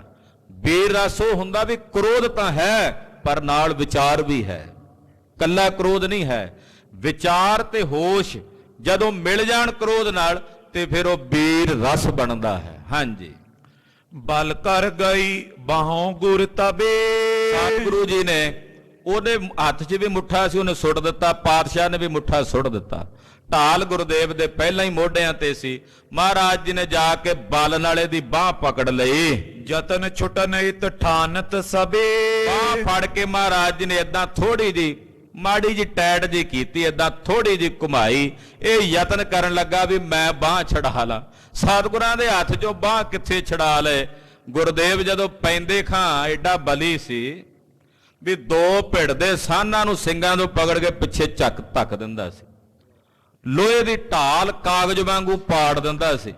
ਵੱਡੇ ਵੱਡੇ ਪਹਿਲਵਾਨ ਉਹਨਾਂ ਨੂੰ ਹਰਾ ਕੇ ਚਿੱਤ ਕਰ ਦਿੰਦਾ ਸੀ। ਤੇ ਜਦੋਂ 6ਵੇਂ ਪਾਤਸ਼ਾਹ ਨੇ ਜਾਣਾ ਨਾ ਕਮਰ ਕੱਸਾ ਕਰਕੇ ਆ ਪੈਂਦੇ ਹੁਣ ਆਪਾਂ ਦੋ ਹੱਥ ਕਰੀਏ, ਉਸ ਪੈਂਦੇ ਖਾਂ ਨੂੰ ਇੱਕ ਅੱਖ ਦੇ ਫੋਰ ਦੇ ਵਿੱਚ ਹੀ ਪਟਕੀਰ ਕੇ ਜ਼ਮੀਨ ਤੇ ਸੁੱਟ ਦਿਆ ਕਰਦੇ ਸੀ। ਇੰਨਾ ਬਲ 6ਵੇਂ ਪਾਤਸ਼ਾਹ ਦੇ ਭੁਜ ਡੰਡਿਆਂ 'ਚ। ਤੇ ਉਸ ਬਾਹ ਨਾਲ ਕਰਮਚੰਦ ਦੀ ਬਾਹ ਫੜ ਲਈ। ਕਰਮਚੰਦ ਕਹੇ ਖੱਬੇ ਹੱਥ ਨਾਲ ਹੀ ਫੜੀ ਬਾਹ, ਹਾਲੇ ਪਾਤਸ਼ਾਹ ਸੱਜਾ ਹੱਥ ਨਹੀਂ ਵਰਤਿਆ। ਇਹ ਛੁਡਾਵੇ ਬਾਹ, ਪਰ ਕਿਵੇਂ ਛੁਡਾ ਸਕਦਾ ਸੀ ਮਹਾਰਾਜ ਜੀ ਦੇ ਹੱਥੋਂ। ਜਿਮ ਗੱਜ ਸੁੰਡ ਬਿਖੇ ਗੈ ਵਾਵੇ। ਕਹਿੰਦੇ ਜਿਵੇਂ ਕੋਈ ਹਾਥੀ ਆਪਣੀ ਸੁੰਡ ਦੇ ਵਿੱਚ ਕਿਸੇ ਜਾਨਵਰ ਨੂੰ ਫੜ ਲੈ ਨਾ, ਉਹ ਏਦਾਂ ਪਚਕੀ ਘੁੱਟਦਾ ਨਾ ਸੁੰਡ ਦੇ ਵਿੱਚ, ਮਜਾਲ ਹੈ ਵੀ ਉਹ ਆਪਣੀ ਸੁੰਡ ਨੂੰ ਢਿੱਲਾ ਕਰਦਾ, ਉਸ ਜਾਨਵਰ ਨੂੰ ਨਹੀਂ ਛੱਡਦਾ। ਬੌਰੇ ਅੰਗ ਨਿਜ ਸਸਾ ਛੁਡਾਵੇ। ਆ ਫਿਰ ਸਇਆ ਫੜਿਆ ਹੋਵੇ, ਉਹ ਵੀ ਸਇਆ, ਹਾਥੀ ਨੇ ਸੁੰਡ 'ਚ ਸਇਆ ਫੜਿਆ, ਉਹਦਾ ਸ਼ੇਰ ਨੂੰ ਫੜ ਲੈ ਨਹੀਂ ਹਿੱਲਣ ਦਿੰਦਾ। ਜੇ ਸਇਆ ਫੜਿਆ ਹੋਵੇ ਹਾਥੀ ਨੇ ਸੁੰਡ 'ਚ ਤੇ ਭਲਾ ਦੱਸੋ ਸਹੇ ਦਾ ਕੀ ਬਣੂ। ਕਹਿੰਦੇ ਇਨ ਬੇਨੋਈ ਹਾਲਾਤ ਕਰਮਚੰਦ ਦੇ ਬਣੇ ਪਏ ਨੇ ਜਦੋਂ ਸਤਿਗੁਰਾਂ ਦੀ ਬਾਹ ਪਕੜੀ ਖੱਬੇ ਹੱਥ ਨਾਲ। ਜੋਰ ਮਰੋੜ ਤੋਰ ਕਰ ਰਹੇ ਹੋ। ਇਹਨੇ ਬਥੇਰਾ ਜ਼ੋਰ ਲਾਇਆ, ਮਰੋੜ ਮਰੋੜ ਕੇ ਖਿੱਚੇ ਬਾਹ, ਪਰ ਪਾਤਸ਼ਾਹ ਮਾੜਾ ਜਿਹਾ ਏਦਾਂ ਟੈਟ ਕਰ ਦਿਆ ਕਰਨ, ਇੱਕਦਮ ਇਹਦੀ ਚੀਕ ਜੀ ਨਿਕਲ ਜਾ ਕਰੇ। ਮੋਚਨ ਹਾਥ ਨ ਕਿਉਂ ਹੂੰ ਲਇਓ। ਬਥੇਰਾ ਤੜਫਿਆ, ਬਥੇਰੇ ਹੱਥ ਪੈਰ ਮਾਰੇ, ਬਥੇਰਾ ਦੂਜੇ ਹੱਥ ਨਾਲ ਧੱਕੇ ਲੱਤਾਂ ਮਾਰੇ, ਪਰ ਪਾਤਸ਼ਾਹ ਦੇ ਹੱਥੋਂ ਹੱਥ ਨਹੀਂ ਛਡਾ ਸਕਿਆ। ਦੁਤੀਏ ਹੱਥ ਤੇ ਓਜ ਦਿਖਾਵਤ। ਦੂਜੇ ਹੱਥ ਦੇ ਨਾਲ ਆਪਣਾ ਬਲ ਵਿਖਾਉਂਦਾ ਜਿਹੜਾ ਖਾਲੀ ਹੈ। ਸ਼ੀਰ ਅੰਕ ਜਿਉ ਮ੍ਰਿਗ ਉਤਲਾਵਤ। ਏਦਾਂ ਤੜਫਦਾ ਮਹਾਰਾਜ ਜੀ ਦੇ ਹੱਥ ਵਿੱਚ ਫੜਿਆ, ਇਹਦਾ ਹੱਥ ਫੜਿਆ ਪਾਤਸ਼ਾਹ ਦੇ ਗ੍ਰਿਫਤ ਵਿੱਚ। ਕਹਿੰਦੇ ਜਿਵੇਂ ਸ਼ੇਰ ਨੇ ਹਿਰਨ ਨੂੰ ਨਹੀਂ ਫੜਿਆ ਹੁੰਦਾ, ਪੰਜਿਆਂ ਥੱਲੇ ਦੱਬਿਆ ਹੋਵੇ ਤੇ ਹਿਰਨ ਥੱਲੇ ਮਛਲੀ ਜੀ ਜਾਂਦਾ, ਤੜਫੀ ਜਾ ਜਾਂਦਾ ਤੇ ਆਪਣਾ ਆਪ ਛਡਾਣਾ ਚਾਹੁੰਦਾ, ਏਦਾਂ ਇਹ ਤੜਫ ਰਿਹਾ ਹਿਰਨ ਵਾਂਗੂ। ਤਬ ਸਤਿਗੁਰ ਗੈ ਕੈ ਕਰ ਦਾਈ। ਪਾਤਸ਼ਾਹ ਨੇ ਫਿਰ ਸੱਜੇ ਹੱਥ ਵਿੱਚ ਵੀ ਇਹਦੀ ਬਾਹ ਪਕੜ ਲਈ। ਅਲਪ ਪਾਰ ਲਖ ਲੀਨੀ ਉਠਾਏ। ਥੋੜਾ ਜਿਹਾ ਭਾਰ ਸੀ ਕਰਮਚੰਦ ਦਾ, ਮਹਾਰਾਜ ਜੀ ਨੇ ਏਦਾਂ ਬਾਹਾਂ ਤੋਂ ਪਕੜ ਕੇ ਉੱਪਰ ਨੂੰ ਚੱਕ ਲਿਆ, ਇਹਨੂੰ ਤੋਲ ਦਿੱਤਾ ਉੱਪਰ ਨੂੰ। ਕਰਿਓ ਪ੍ਰਮਾਵਨ ਕੀਤਕ ਫੇਰੇ। ਪਾਤਸ਼ਾਹ ਨੇ ਏਦਾਂ ਬਾਹਾਂ ਤੋਂ ਪਕੜ ਕੇ ਨਾ ਉੱਤੇ ਨੂੰ ਚੁੱਕ ਕੇ, ਜਿਵੇਂ ਘੁਮੱਟੀ ਨਹੀਂ ਲੈਂਦੇ, ਏਦਾਂ ਪਕੜ ਕੇ ਮਹਾਰਾਜ ਜੀ ਨੇ ਘੁੰਮ ਕੇ ਇਹਨੂੰ ਘੁਮਾਇਆ ਚੰਗੀ ਤਰ੍ਹਾਂ। 5-4 ਪਾਤਸ਼ਾਹ ਨੇ ਗੇੜੇ ਜੇ ਕੱਢੇ, ਇਹ ਨਾਲ ਨਾਲ ਹੀ ਫਿਰੀ ਜਾਵੇ, ਘੁੰਮੀ ਜਾਵੇ। ਛਿਤ ਪਸਾਰ ਕਰ ਦੀਨ ਸਗੇਰੇ। ਅਖੀਰ ਨੂੰ ਜਦੋਂ ਏਦਾਂ ਘੁਮਾਇਆ ਨਾ ਬੜੇ ਜ਼ੋਰ ਨਾਲ ਪਾਤਸ਼ਾਹ ਨੇ, 5-4 ਦੀਆਂ ਭਮਾਟੀਆਂ ਲਈਆਂ ਗੁਰਦੇਵ ਨੇ, ਫਿਰ ਜ਼ੋਰ ਨਾਲ ਏਦਾਂ ਹੀ ਮੂਧੜੇ ਮੂੰਹ ਸੀ ਨਾ, ਦੋਵੇਂ ਬਾਹਾਂ ਇਹਦੀਆਂ ਫੜੀਆਂ, ਏਦਾਂ ਘੁਮਾਇਆ, ਜ਼ੋਰ ਨਾਲ ਪਟਕੀਰ ਕੇ ਜ਼ਮੀਨ ਤੇ ਸੁੱਟਿਆ ਗੁਰੂ ਹਰਗੋਬਿੰਦ ਸਾਹਿਬ ਨੇ। ਫੂਟ ਗਏ ਉਹ ਸਿਰ ਚੂਰਨ ਅੰਗ। ਇਹਨੇ ਜ਼ੋਰ ਨਾਲ ਸੁੱਟਿਆ ਵੀ ਇਹਦਾ ਸਿਰ ਜ਼ਮੀਨ ਤੇ ਵੱਜਾ ਤੇ ਟੁੱਟ ਗਿਆ। ਜਿਹੜੀ ਆ ਗਰਦਨ ਵਾਲੀ ਹੱਡੀ ਹੁੰਦੀ ਉਹ ਟੁੱਟ ਗਈ, ਪਸਲੀਆਂ ਟੁੱਟ ਗਈਆਂ, ਸਰੀਰ ਮਾਨੋ ਜਿਵੇਂ ਚੂਰਨ ਹੋ ਗਿਆ ਹੋਵੇ, ਏਦਾਂ ਜ਼ਮੀਨ ਤੇ ਵੱਜਾ। ਤਨ ਕੀ ਸੰਦ ਛੁੱਟੀ ਸਰਬੰਗ। ਇਹਦੇ ਸਰੀਰ ਦੇ ਜਿੰਨੇ ਜੋੜ ਜਾੜ ਸੀ ਨਾ ਸਾਰੇ ਖੁੱਲ ਗਏ। ਜਿੰਨੇ ਜੋੜ ਸੀ, ਮੋਢਿਆਂ ਦੇ ਜੋੜ, ਛਾਤੀ ਦੇ ਜੋੜ, ਸਾਰੇ ਜੋੜ, ਹੱਡੀਆਂ ਜਿੰਨੀਆਂ ਹੁੰਦੀਆਂ ਪਰ 200-400 ਜੋ ਵੀ ਹੋਣ ਅੰਦਰ, ਸਾਰੀਆਂ ਖਿੰਡ ਗਈਆਂ, ਟੁੱਟ ਗਈਆਂ, ਔਰ ਇਹਦੇ ਸਰੀਰ ਚੋਂ ਪ੍ਰਾਣ ਉਡਨ ਪੰਖੇਰੂ ਹੋ ਗਏ। ਇਮ ਬਿਨਾਸ ਗਨ ਸ਼ਤਰੂ ਕਰਕੇ। ਇਉਂ ਗੁਰੂ ਹਰਗੋਬਿੰਦ ਸਾਹਿਬ 6ਵੇਂ ਪਾਤਸ਼ਾਹ ਨੇ ਜਿਹੜਾ ਇਹ ਅਖੀਰਲਾ ਸ਼ਤਰੂ ਸੀ ਉਹਨੂੰ ਵੀ ਰਣ ਭੂਮੀ 'ਚ ਮਾਰ ਕੇ ਖਤਮ ਕਰ ਦਿੱਤਾ। ਪੁਨ ਚੋਂ ਦਿਸ਼ ਮੈਂ ਭਲੇ ਨਿਹਰ ਕੇ। ਫਿਰ ਚਾਰੇ ਪਾਸੇ ਮਹਾਰਾਜ ਜੀ ਨੇ ਨਿਗਾਹ ਮਾਰੀ, ਵੇਖਿਆ ਕਿੱਥੇ ਕੀ ਹੋ ਰਿਹਾ ਹੈ। ਰਿਓ ਨ ਕੋਈ ਲਰਬੇ ਜੋਗ। ਪਾਤਸ਼ਾਹ ਚਾਹੁੰਦੇ ਆ ਵੀ ਹਾਲੇ ਹੋਰ ਵੀ ਆ ਜੇ ਕੋਈ ਤੇ ਲੜੀਏ। ਹਾਲੇ ਤਾਂ ਸਰੀਰ ਮਾੜਾ ਮਾੜਾ ਤੱਤਾ ਹੀ ਹੋਇਆ ਸੀ ਛੇਵੇਂ ਪਾਤਸ਼ਾਹ ਦਾ, ਮਾੜਾ ਮਾੜਾ ਗਰਮੀ ਜੇ ਵਿੱਚ ਹੀ ਆਇਆ ਸੀ। ਸੱਜੇ ਖੱਬੇ ਵੇਖਿਆ ਵੀ ਕੋਈ ਹੋਰ ਆ ਜੇ ਤੇ ਉਹ ਨਾਲ ਵੀ ਲੜੀਏ, ਪਰ ਕੋਈ ਨਹੀਂ ਸੀ। ਤਿੰਨ ਜਣੇ ਸੀ, ਤਿੰਨੇ ਹੀ ਗੁਰਦੇਵ ਦੇ ਚਰਨਾਂ ਦੇ ਵਿੱਚ ਮਰੇ ਪਏ, ਮਿੱਟੀ ਤੇ ਖਾਕ ਛਾਣ ਰਹੇ ਨੇ। ਹੋਤੇ ਜੀਅਤ ਕੁਛ ਭਾਗੇ ਲੋਗ। ਜਿਹੜੇ ਦੋ ਚਾਰ ਆਲੇ ਦੁਆਲੇ ਜਿਉਂਦੇ ਖੜੇ ਵੇਖਦੇ ਸੀ, ਉਹ ਭੱਜ ਗਏ ਗੁਰੂ ਹਰਗੋਬਿੰਦ ਸਾਹਿਬ ਦਾ ਇਹ ਵਿਕਰਾਲ ਰੂਪ ਵੇਖ ਕੇ, ਕਾਇਰ ਬਣ ਕੇ, ਗੀਦੀ ਬਣ ਕੇ। ਭਇਓ ਅੰਧੇਰਾ ਦ੍ਰਿਸ਼ਟ ਨ ਪਰੇ। ਇਹਦੇ ਨੂੰ ਹਨੇਰਾ ਪੈ ਗਿਆ, ਹੁਣ ਦਿਸਦਾ ਵੀ ਨਹੀਂ ਪਿਆ ਦੂਰ ਤਾਈਂ, ਅੰਧਕਾਰ ਪਸਰ ਗਿਆ। ਜੈ ਕੈ ਤੁਰਕ ਤਰਾਸ ਕੋ ਤਰੇ। ਜਿਹੜੇ ਤੁਰਕ ਬਚ ਗਏ ਜਿੱਥੇ ਕਿੱਥੇ, ਹੁਣ ਡਰ ਗਏ, ਉਹਨਾਂ ਨੂੰ ਵੀ ਪਤਾ ਨਾ ਲੱਗੇ ਵੀ ਕੀ ਹੋ ਰਿਹਾ ਹਨੇਰੇ ਵਿੱਚ, ਵੀ ਖਬਰੇ ਮਰਿਆ ਅਬਦੁਲ ਖਾਨ ਕੇ ਨਹੀਂ ਮਰਿਆ। ਜਿਨ੍ਹਾਂ ਨੇ ਵੇਖਿਆ ਉਹਨਾਂ ਨੂੰ ਜਾ ਕੇ ਦੱਸਿਆ ਵੀ ਮਰ ਗਏ ਤਿੰਨੇ ਹੀ, ਰਤਨ ਚੰਦ ਵੀ, ਕਰਮ ਚੰਦ ਵੀ, ਅਬਦੁਲ ਖਾਨ ਵੀ। ਸੂਬਾ ਮਰਿਓ ਜਾਨ ਸਭ ਲੀਨੋ। ਜਦੋਂ ਪਤਾ ਲੱਗ ਗਿਆ ਸਭ ਨੂੰ ਵੀ ਸੂਬਾ ਜਲੰਧਰ ਮਾਰਿਆ ਗਿਆ। ਜੀਅਤ ਸ਼ੇਖ ਭਾਗੇ ਡਰ ਚੀਨੋ। ਜਿਹੜੇ ਜਿਉਂਦੇ ਬਚੋ ਨੇ ਆਖਿਆ ਭੱਜੋ ਵੀ ਭੱਜੋ, ਆਪਣੇ ਪੈਰ ਸਲਾਮਤ ਨੇ, ਦੌੜ ਚੱਲੋ ਰਣ ਭੂਮੀ ਛੱਡ ਕੇ, ਹਨੇਰੇ ਦਾ ਫਾਇਦਾ ਉਠਾਓ। ਜੇ ਚਾਨਣੇ ਤੱਕ ਜੇ ਮਾੜੀਆਂ ਮੋਟੀਆਂ ਮਸ਼ਾਲਾਂ ਜਗ ਗਈਆਂ ਨਾ, ਫਿਰ ਆਪਾਂ ਵੀ ਨਹੀਂ ਜਾ ਪਾਉਣਾ। ਭੱਜ ਚੱਲੋ, ਨੱਠ ਚੱਲੋ। ਜਦੋਂ ਜੰਗ ਹੋਇਆ ਸੀ ਨਾ ਦਰਰਾ ਖੈਬਰ ਦੇ ਰਾਹ ਤੇ, ਨਸ਼ਹਿਰੇ ਦਾ ਜੰਗ, ਅਕਾਲੀ ਬਾਬਾ ਫੂਲਾ ਸਿੰਘ ਜੀ ਮਹਾਂਪੁਰਖ ਲੜੇ ਸੀ। ਉਸ ਜੰਗ ਦੇ ਵਿੱਚੋਂ ਇੱਕ ਗਾਜੀ ਉਹ ਰਣ ਭੂਮੀ ਨੂੰ ਛੱਡ ਕੇ ਨਾ ਜਿਉਂ ਭੱਜਿਆ ਗਿਆ ਅਫਗਾਨਿਸਤਾਨ। ਅਫਗਾਨਿਸਤਾਨ ਦੇ ਨਵਾਬ ਦੀ ਕਚਹਿਰੀ 'ਚ ਪਹੁੰਚਿਆ। ਉਹਦੀ ਕਚਹਿਰੀ 'ਚ ਜਾ ਕੇ ਨਵਾਬ ਨੂੰ ਮੱਥਾ ਟੇਕਣਾ ਸੀ, ਸਜਦਾ ਉਹਨੂੰ ਨਹੀਂ ਸੀਸ ਝੁਕਾਇਆ, ਆਪਣੇ ਥੱਲੇ ਬਹਿ ਕੇ ਨਾ ਜ਼ਮੀਨ ਤੇ ਆਪਣੇ ਪੈਰਾਂ ਨੂੰ ਇਦਾਂ ਦਾ ਮੱਥਾ ਟੇਕੀ ਜੇ, ਧੰਨਵਾਦ ਤੁਹਾਡਾ ਪੈਰੋ, ਧੰਨਵਾਦ। ਉਹ ਸੂਬਾ ਅਫਗਾਨਿਸਤਾਨ ਕਹੇ ਗਾਜੀ ਸਾਹਿਬ ਇਹ ਕੀ ਕੀਤਾ ਜੇ, ਇਹ ਕੀ ਕਰਦੇ? ਕਹਿੰਦਾ ਇਹਨਾਂ ਦੀ ਬਦੌਲਤ ਆਇਆ ਭੱਜ ਕੇ, ਜੇ ਨਾ ਹੁੰਦੇ ਤੇ ਅਕਾਲੀ ਫੂਲਾ ਸਿੰਘ ਨੇ ਮਾਰ ਦੇਣਾ ਸੀ। ਇਹਨਾਂ ਦੀ ਬਦੌਲਤ ਆਇਆ ਭੱਜ ਕੇ। ਫਿਰ ਬੋਲਾ, ਪੁੱਛਦਾ ਉਹ ਅਫਗਾਨਿਸਤਾਨ ਦਾ ਸੂਬੇਦਾਰ, ਕਹਿੰਦਾ ਗਾਜੀ ਮੈਂ ਸੁਣਿਆ ਵੀ ਉੱਥੇ ਨਸ਼ਹਿਰੇ ਦੇ ਨੇੜੇ ਬੜਾ ਵੱਡਾ ਕਿਲਾ, ਤੁਸੀਂ ਕਿਲੇ ਚਾਕੀ ਹੋ ਕੇ ਕਿਉਂ ਨਹੀਂ ਲੜੇ? ਕਹਿੰਦਾ ਜੀ ਜਿੱਡਾ ਵੱਡਾ ਮਰਜ਼ੀ ਕਿਲਾ ਉਹ ਤੁਸੀਂ ਇੱਥੇ ਲਿਆ ਸਕਦੇ ਹੋ ਅਫਗਾਨਿਸਤਾਨ। ਕਹਿੰਦਾ ਉਹ ਇੱਥੇ ਕਿਵੇਂ ਆ ਜਾਏਗਾ, ਵੀ ਉਹਨੂੰ ਕਿਹੜਾ ਪੈਰ ਲੱਗਿਆ? ਕਹਿੰਦਾ ਲੱਗ ਜਾਣਗੇ। ਉਹ ਕਿਵੇਂ? ਕਹਿੰਦੇ ਤੁਸੀਂ ਉਹ ਚਾਰ ਭਰਾ, ਤੁਹਾਨੂੰ ਚਾਰਾਂ ਨੂੰ ਕਿਲੇ ਦੀਆਂ ਚਾਰਾਂ ਕੰਧਾਂ ਨਾਲ ਬੰਨ੍ਹ ਦਿਆਂਗੇ, ਉਧਰੋਂ ਕਹਿ ਦਿਆਂਗੇ ਫੂਲਾ ਸਿੰਘ ਹੋਣਾ ਨੂੰ ਵੀ ਆ ਜਾਓ।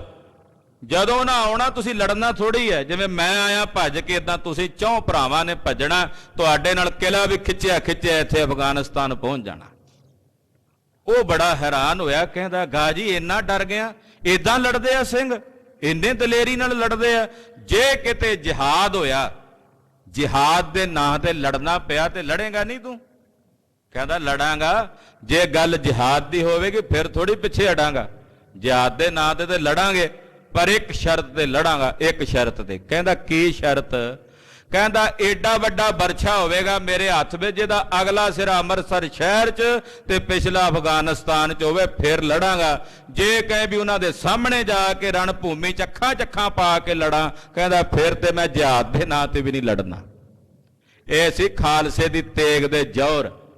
ਜਦੋਂ ਗੁਰੂ ਹਰਗੋਬਿੰਦ ਸਾਹਿਬ ਦਾ ਸਰੂਪ ਵੇਖਿਆ ਨਾ ਇਹਨਾਂ ਨੇ, ਵੇਖਿਆ ਵੀ ਹੁਣ ਜੰਗ ਦੇ ਵਿੱਚ ਅਬਦੁਲ ਖਾਨ ਮਾਰਿਆ ਗਿਆ, ਬਾਕੀ ਕਹਿੰਦੇ ਭੱਜ ਚੱਲੋ, ਆਪਣੀਆਂ ਲੱਤਾਂ ਹਾਲੇ ਸਲਾਮਤ ਨੇ, ਨਹੀਂ ਤਾਂ ਰਹਿਣੀਆਂ ਕੋਈ ਨਹੀਂ, ਦੌੜ ਚੱਲੋ ਛੇਤੀ ਨਾਲ ਰਣ ਭੂਮੀ 'ਚੋਂ ਭੱਜ ਗਏ। ਸਨੇ ਸਨੇ ਕਾਇਰ ਜਬ ਭਾਗੇ। ਤਾਂ ਜਿਹੜੇ ਕਾਇਰ ਸੀ ਉਹ ਭੱਜ ਗਏ। ਵਿਦਿਆ ਦੇਖਤ ਨਹਿ ਪਿਆਗੇ। ਬਾਬਾ ਬਿਧੀ ਚੰਦ ਸਾਹਿਬ ਹੋਣੀ ਲੜ ਰਹੇ ਸੀ, ਜਿਹੜੇ ਅਗਲੇ ਅਗਲੇ ਮਾਰੇ, ਕਹਿੰਦੇ ਬਾਕੀ ਕਿੱਥੇ ਚਲੇ ਗਏ? ਬਾਕੀ ਲੜਨ ਤੋਂ ਪਹਿਲਾਂ ਹੀ ਭੱਜ ਗਏ। ਵੇਖਿਆ ਬਾਬਾ ਬਿਧੀ ਚੰਦ ਸਾਹਿਬ ਨੇ ਵੀ ਮੈਦਾਨ ਖਾਲੀ ਹੋ ਗਿਆ, ਹੁਣ ਕੋਈ ਲੜਨ ਵਾਲਾ ਨਹੀਂ ਦਿਸਦਾ। ਗੁਰਸੁਧ ਇਤ ਪਾਛੇ ਕੋ ਮੁਰਿਓ। ਪਾਤਸ਼ਾਹ ਦੀ ਖਬਰ ਜਾਣ ਕੇ ਵੀ ਪਿੱਛੇ ਗੁਰੂ ਸਾਹਿਬ ਨੇ, ਬਾਬਾ ਬਿਧੀ ਚੰਦ ਸਾਹਿਬ ਆਏ। ਸਨੇ ਸਨੇ ਆਵਤੇ ਤੁਰਿਓ। ਮਹਾਰਾਜ ਜੀ ਕੋਲ ਆਏ ਸਹਿਜੇ ਸਹਿਜੇ। ਇਤ ਸਤ ਗੁਰ ਸ਼ਰਮ ਕੋ ਕੁਛ ਠਾਨ। ਗੁਰੂ ਹਰਗੋਬਿੰਦ ਸਾਹਿਬ ਜੀ ਨਾਲ ਤਿੰਨਾਂ ਨੂੰ ਮਾਰ ਕੇ ਬੈਠ ਗਏ ਤਿਸ ਹੀ ਰਣ ਥਾਨ। ਉਸੇ ਰਣ ਭੂਮੀ 'ਚ ਇੱਕ ਛੋਟਾ ਜਿਹਾ ਟਿੱਬਾ ਜਿਹਾ ਸੀ, ਜਿਵੇਂ ਕੋਈ ਜ਼ਮੀਨ ਦਾ ਹੁੰਦਾ, ਉਹਦੇ ਤੇ ਮਹਾਰਾਜ ਜੀ ਇਦਾਂ ਵੀਰ ਆਸਣ ਦੇ ਉੱਤੇ ਬੈਠ ਗਏ। ਤੀਨੋਂ ਮਰੇ ਨਿਕਟ ਹੀ ਪਰੇ। ਨਾਲ ਇੱਕ ਪਾਸੇ ਰਤਨ ਚੰਦ ਪਰ ਮਰਿਆ ਪਿਆ, ਸਾਹਮਣੇ ਕਰਮ ਚੰਦ ਮਰਿਆ ਪਿਆ, ਸੱਜੇ ਬੰਨੇ ਸੂਬਾ ਜਲੰਧਰ ਅਬਦੁਲ ਖਾਨ ਮਰਿਆ ਪਿਆ। ਤਿਨ ਕੇ ਵਿੱਚ ਸਤ ਗੁਰ ਥਿਰੇ। ਉਹਨਾਂ ਤਿੰਨਾਂ ਦੇ ਵਿੱਚ ਸਤਿਗੁਰੂ ਜੀ ਰਣ ਭੂਮੀ ਦੇ ਮੈਦਾਨ 'ਚ ਹੀ ਬੈਠੇ ਹਨ। ਅਵਨੀ ਗਗਨ ਮੈਂ ਤਮ ਵਿਸਤਾਰਾ। ਇਹਨਾਂ ਨੂੰ ਧਰਤੀ ਤੇ ਆਕਾਸ਼ ਵਿੱਚ ਹਨੇਰਾ ਛਾ ਗਿਆ। ਨਹੀਂ ਨਿਕਟ ਹੀ ਪਰੇ ਨਿਹਾਰਾ। ਹੁਣ ਤਾਂ ਨੇੜੇ ਵੀ ਨਜ਼ਰ ਨਹੀਂ ਆਉਂਦਾ, ਇੰਨਾ ਹਨੇਰਾ। ਚਲਨ ਤੁਫੰਗ ਸਕਲ ਹਟ ਰਹੀ। ਬੰਦੂਕਾਂ ਚੱਲਣੀਆਂ ਬੰਦ ਹੋ ਗਈਆਂ। ਤੁਰਕ ਤਰਾਸ ਕਰ ਬੋਲਤ ਨਹੀਂ। ਜਿਹੜਾ ਕੋਈ ਤੁਰਕ ਭੱਜਿਆ ਵੀ ਫਿਰੇ ਨਾ ਰਣ ਭੂਮੀ ਜੋ, ਡਰਦੇ ਮਾਰੀ ਨਾ ਬੋਲਣ, ਹੌਲੀ ਹੌਲੀ ਖਿਸਕਣ ਲੱਗੇ ਵੀ ਕਿਤੇ ਸਿੱਖ ਨਾਲ ਸਾਡਾ ਕੋਈ ਟਾਕਰਾ ਨਾ ਹੋ ਜਾਏ। ਹਟੇ ਸਕਲ ਨਿਜ ਨਿਜ ਪਛਾਤ। ਸਭ ਪਿੱਛੇ ਨੂੰ ਹਟ ਕੇ ਜਿਹੜੇ ਬਚੇ ਰਣ ਭੂਮੀ ਵਿੱਚ, ਰੋਰਾ ਮਚਤ ਭਇਓ ਸਭ ਸ਼ਾਂਤ। ਜਿਹੜਾ ਰੌਲਾ ਪਿਆ ਸੀ ਸਾਰੇ ਦਿਨ ਦਾ, ਚੀਖ ਝਾੜਾ ਪਿਆ ਹੋਇਆ ਸੀ, ਇੱਕਦਮ ਸ਼ਾਂਤੀ ਵਰਤ ਗਈ, ਕਿਉਂਕਿ ਹਮੇਸ਼ਾ ਜੰਗ ਤੋਂ ਬਾਅਦ ਹੀ ਸ਼ਾਂਤੀ ਆਉਂਦੀ ਹੈ। ਕਲਗੀਧਰ ਪਾਤਸ਼ਾਹ ਦੀ ਇਹ ਥਿਊਰੀ ਹੈ। ਮਹਾਰਾਜ ਦਸ਼ਮੇਸ਼ ਪਿਤਾ ਗੁਰੂ ਗੋਬਿੰਦ ਸਿੰਘ ਸਾਹਿਬ ਕਹਿੰਦੇ ਆ, ਖਾਲਸਾ ਜੀ ਲੜੇ ਬਿਨਾ ਸ਼ਾਂਤੀ ਬਹਾਲ ਨਹੀਂ ਕੀਤੀ ਜਾ ਸਕਦੀ। ਗੁਰਦੇਵ ਦੇ ਬਚਨ ਨੇ, ਦਸਮ ਗ੍ਰੰਥ ਸਾਹਿਬ ਦੀ ਬਾਣੀ ਦੇ ਉਗਰਦੰਤੀ ਬਾਣੀ 'ਚ ਗੁਰਦੇਵ ਬਚਨ ਕਰਦੇ, ਜੁੱਧ ਕਰੇ ਤਬ ਸ਼ਾਂਤ। ਸ਼ਾਂਤੀ ਉਦੋਂ ਬਹਾਲ ਹੁੰਦੀ ਜਦੋਂ ਲੜਿਆ ਜਾਏ, ਯੁੱਧ ਕੀਤਾ ਜਾਏ। ਤੋ ਯੁੱਧ ਤੋਂ ਬਾਅਦ ਸਾਰਾ ਦਿਨ ਕਿਵੇਂ ਜੰਗ ਹੋਇਆ, ਕਿੰਨੀਆਂ ਇੱਕਦਮ। ਹੁਣ ਇਸ ਵੇਲੇ ਬਿਲਕੁਲ ਸ਼ਾਂਤੀ, ਹੁਣ ਕੋਈ ਸਾਹ ਵੀ ਲਵੇ ਤੇ ਸੁਣਾਈ ਦਿੰਦਾ, ਇੰਨੀ ਸ਼ਾਂਤੀ ਵਰਤ ਗਈ। ਜਾਣਿਓ ਪਰੇ ਨਹੀਂ ਕਿਤ ਕੋਏ। ਵੇਖਿਆ ਵੀ ਹੁਣ ਕੋਈ ਨਹੀਂ ਰਿਹਾ ਨੇੜੇ ਮਲੇਛ। ਦੂਰ ਦੂਰ ਲੋ ਹਟ ਥਿਰ ਹੋਏ। ਜਿਹੜੇ ਸੀਗੇ ਵੀ ਉਹ ਦੂਰ ਦੂਰ ਹਟ ਕੇ ਪਿੱਛੇ ਨੂੰ ਚਲੇ ਗਏ। ਦੋਹਰਾ ਵਿਧੀ ਚੰਦ ਤੇ ਪਰੇ ਸਿੱਖ, ਫਤਿਹ ਗੁਰੂ ਕੀ ਜਾਨ। ਬਹਾਦਰ ਬਾਬਾ ਵਿਧੀ ਚੰਦ ਸਾਹਿਬ ਤੇ ਜਿੰਨੇ ਸਿੱਖ ਸਨ ਸਭ ਨੇ ਜਾਣ ਲਿਆ ਕਿ ਗੁਰੂ ਹਰਗੋਬਿੰਦ ਸਾਹਿਬ ਜੀ ਦੀ ਜੰਗ ਦੇ ਮੈਦਾਨ 'ਚ ਫਤਿਹ ਹੋ ਗਈ ਹੈ, ਜੰਗ ਫਤਿਹ ਕਰਕੇ ਜਿੱਤ ਲਿਆ ਹੈ। ਸਤਿ ਸ੍ਰੀ ਅਕਾਲ। ਤਿਮਰ ਬਿਖੇ ਕਰ ਹੇਲ ਕੋ, ਮੇਲ ਦਿਓ ਕਮਸਾਨ। ਕਿ ਤਿਮਰ ਦੇ ਹਨੇਰੇ ਦੇ ਨਾਲ ਹੀ ਹੱਲਾ ਕਰਕੇ ਅਖੀਰਲਾ ਜੰਗ ਦਾ ਇਹ ਸਾਰਾ ਮੈਦਾਨ ਸਮੇਟ ਲਿਆ ਗੁਰਦੇਵ ਨੇ, ਔਰ ਜੰਗ 'ਚ ਫਤਿਹ ਪ੍ਰਾਪਤ ਕਰ ਲਈ ਹੈ। ਯੁੱਧ ਫਤਿਹ ਹੋਇਆ। ਧੰਨ ਗੁਰੂ ਹਰਗੋਬਿੰਦ ਸਾਹਿਬ ਸੱਚੇ ਪਾਤਸ਼ਾਹ ਜੀ ਮਹਾਰਾਜ ਜੀ ਦੇ ਪਾਸ ਯੋਧੇ ਆਏ। ਗੁਰਦੇਵ ਨੂੰ ਕਹਿੰਦੇ, ਵਧਾਈਆਂ ਹੋਣ ਗੁਰਦੇਵ, ਰਣ ਭੂਮੀ ਵਿੱਚ ਆਪ ਜੀ ਦੀ ਫਤਿਹ ਹੋਈ ਹੈ, ਫਤਿਹ ਹੋਈ ਹੈ। ਗਰੀਬ ਨਵਾਜ ਪਾਤਸ਼ਾਹ ਆਪਣੇ ਯੋਧਿਆਂ ਦੇ ਸਰੀਰ ਸੰਭਾਲ ਰਹੇ ਨੇ। ਉਹ ਕਥਾ ਆਪ ਜੀ ਅਗਲਿਆਂ ਪ੍ਰਸੰਗਾਂ ਵਿੱਚ ਸਰਵਣ ਕਰੋਗੇ। ਸਮੇਂ ਦੇ ਲਿਹਾਜ਼ ਨਾਲ ਸਮਾਪਤੀ ਹੈ। ਗੁਰੂ ਕਥਾ ਕਥਨ ਕਰਦਿਆਂ ਹੋਈਆਂ ਭੁੱਲਾਂ ਚੁੱਕਾਂ ਦੀ ਖਿਮਾ ਸਾਧ ਸੰਗਤ ਜੀ ਬੇਨਤੀ ਹੈ। ਸਤਿਗੁਰੂ ਸ੍ਰੀ ਗੁਰੂ ਨਾਨਕ ਦੇਵ ਸਾਹਿਬ ਜੀ ਦੇ ਪਵਿੱਤਰ ਪ੍ਰਕਾਸ਼ ਪੁਰਬ ਦੇ ਸੰਬੰਧ ਵਿੱਚ 9 ਦਸੰਬਰ ਦਿਨ ਸ਼ਨੀਵਾਰ ਨੂੰ ਸ਼ਾਮ ਨੂੰ 5:30 ਤੋਂ 10 ਵਜੇ ਤੱਕ ਗੁਰਦੁਆਰਾ ਸ੍ਰੀ ਮੋਤੀ ਬਾਗ ਸਾਹਿਬ ਵਿਖੇ ਮਹਾਨ ਗੁਰਮਤਿ ਸਮਾਗਮ ਹੋ ਰਹੇ ਨੇ, ਜਿਸ ਵਿੱਚ ਪੰਥ ਪ੍ਰਸਿੱਧ ਕਥਾਕਾਰ ਤੇ ਰਾਗੀ ਸਿੰਘ ਹਾਜ਼ਰੀਆਂ ਭਰ ਰਹੇ ਹਨ। ਆਪ ਜੀ ਨਾਲ ਸਮਾਗਮਾਂ ਵਿੱਚ ਹਾਜ਼ਰੀਆਂ ਭਰ ਕੇ ਗੁਰੂ ਜਸ ਸਰਵਣ ਕਰਕੇ ਜਗਤ ਗੁਰੂ ਗੁਰੂ ਨਾਨਕ ਸਾਹਿਬ ਸੱਚੇ ਪਾਤਸ਼ਾਹ ਜੀ ਮਹਾਰਾਜ ਜੀ ਦੀਆਂ ਖੁਸ਼ੀਆਂ ਪ੍ਰਾਪਤ ਕਰੋ। ਵਾਹਿਗੁਰੂ ਵਾਹਿਗੁਰੂ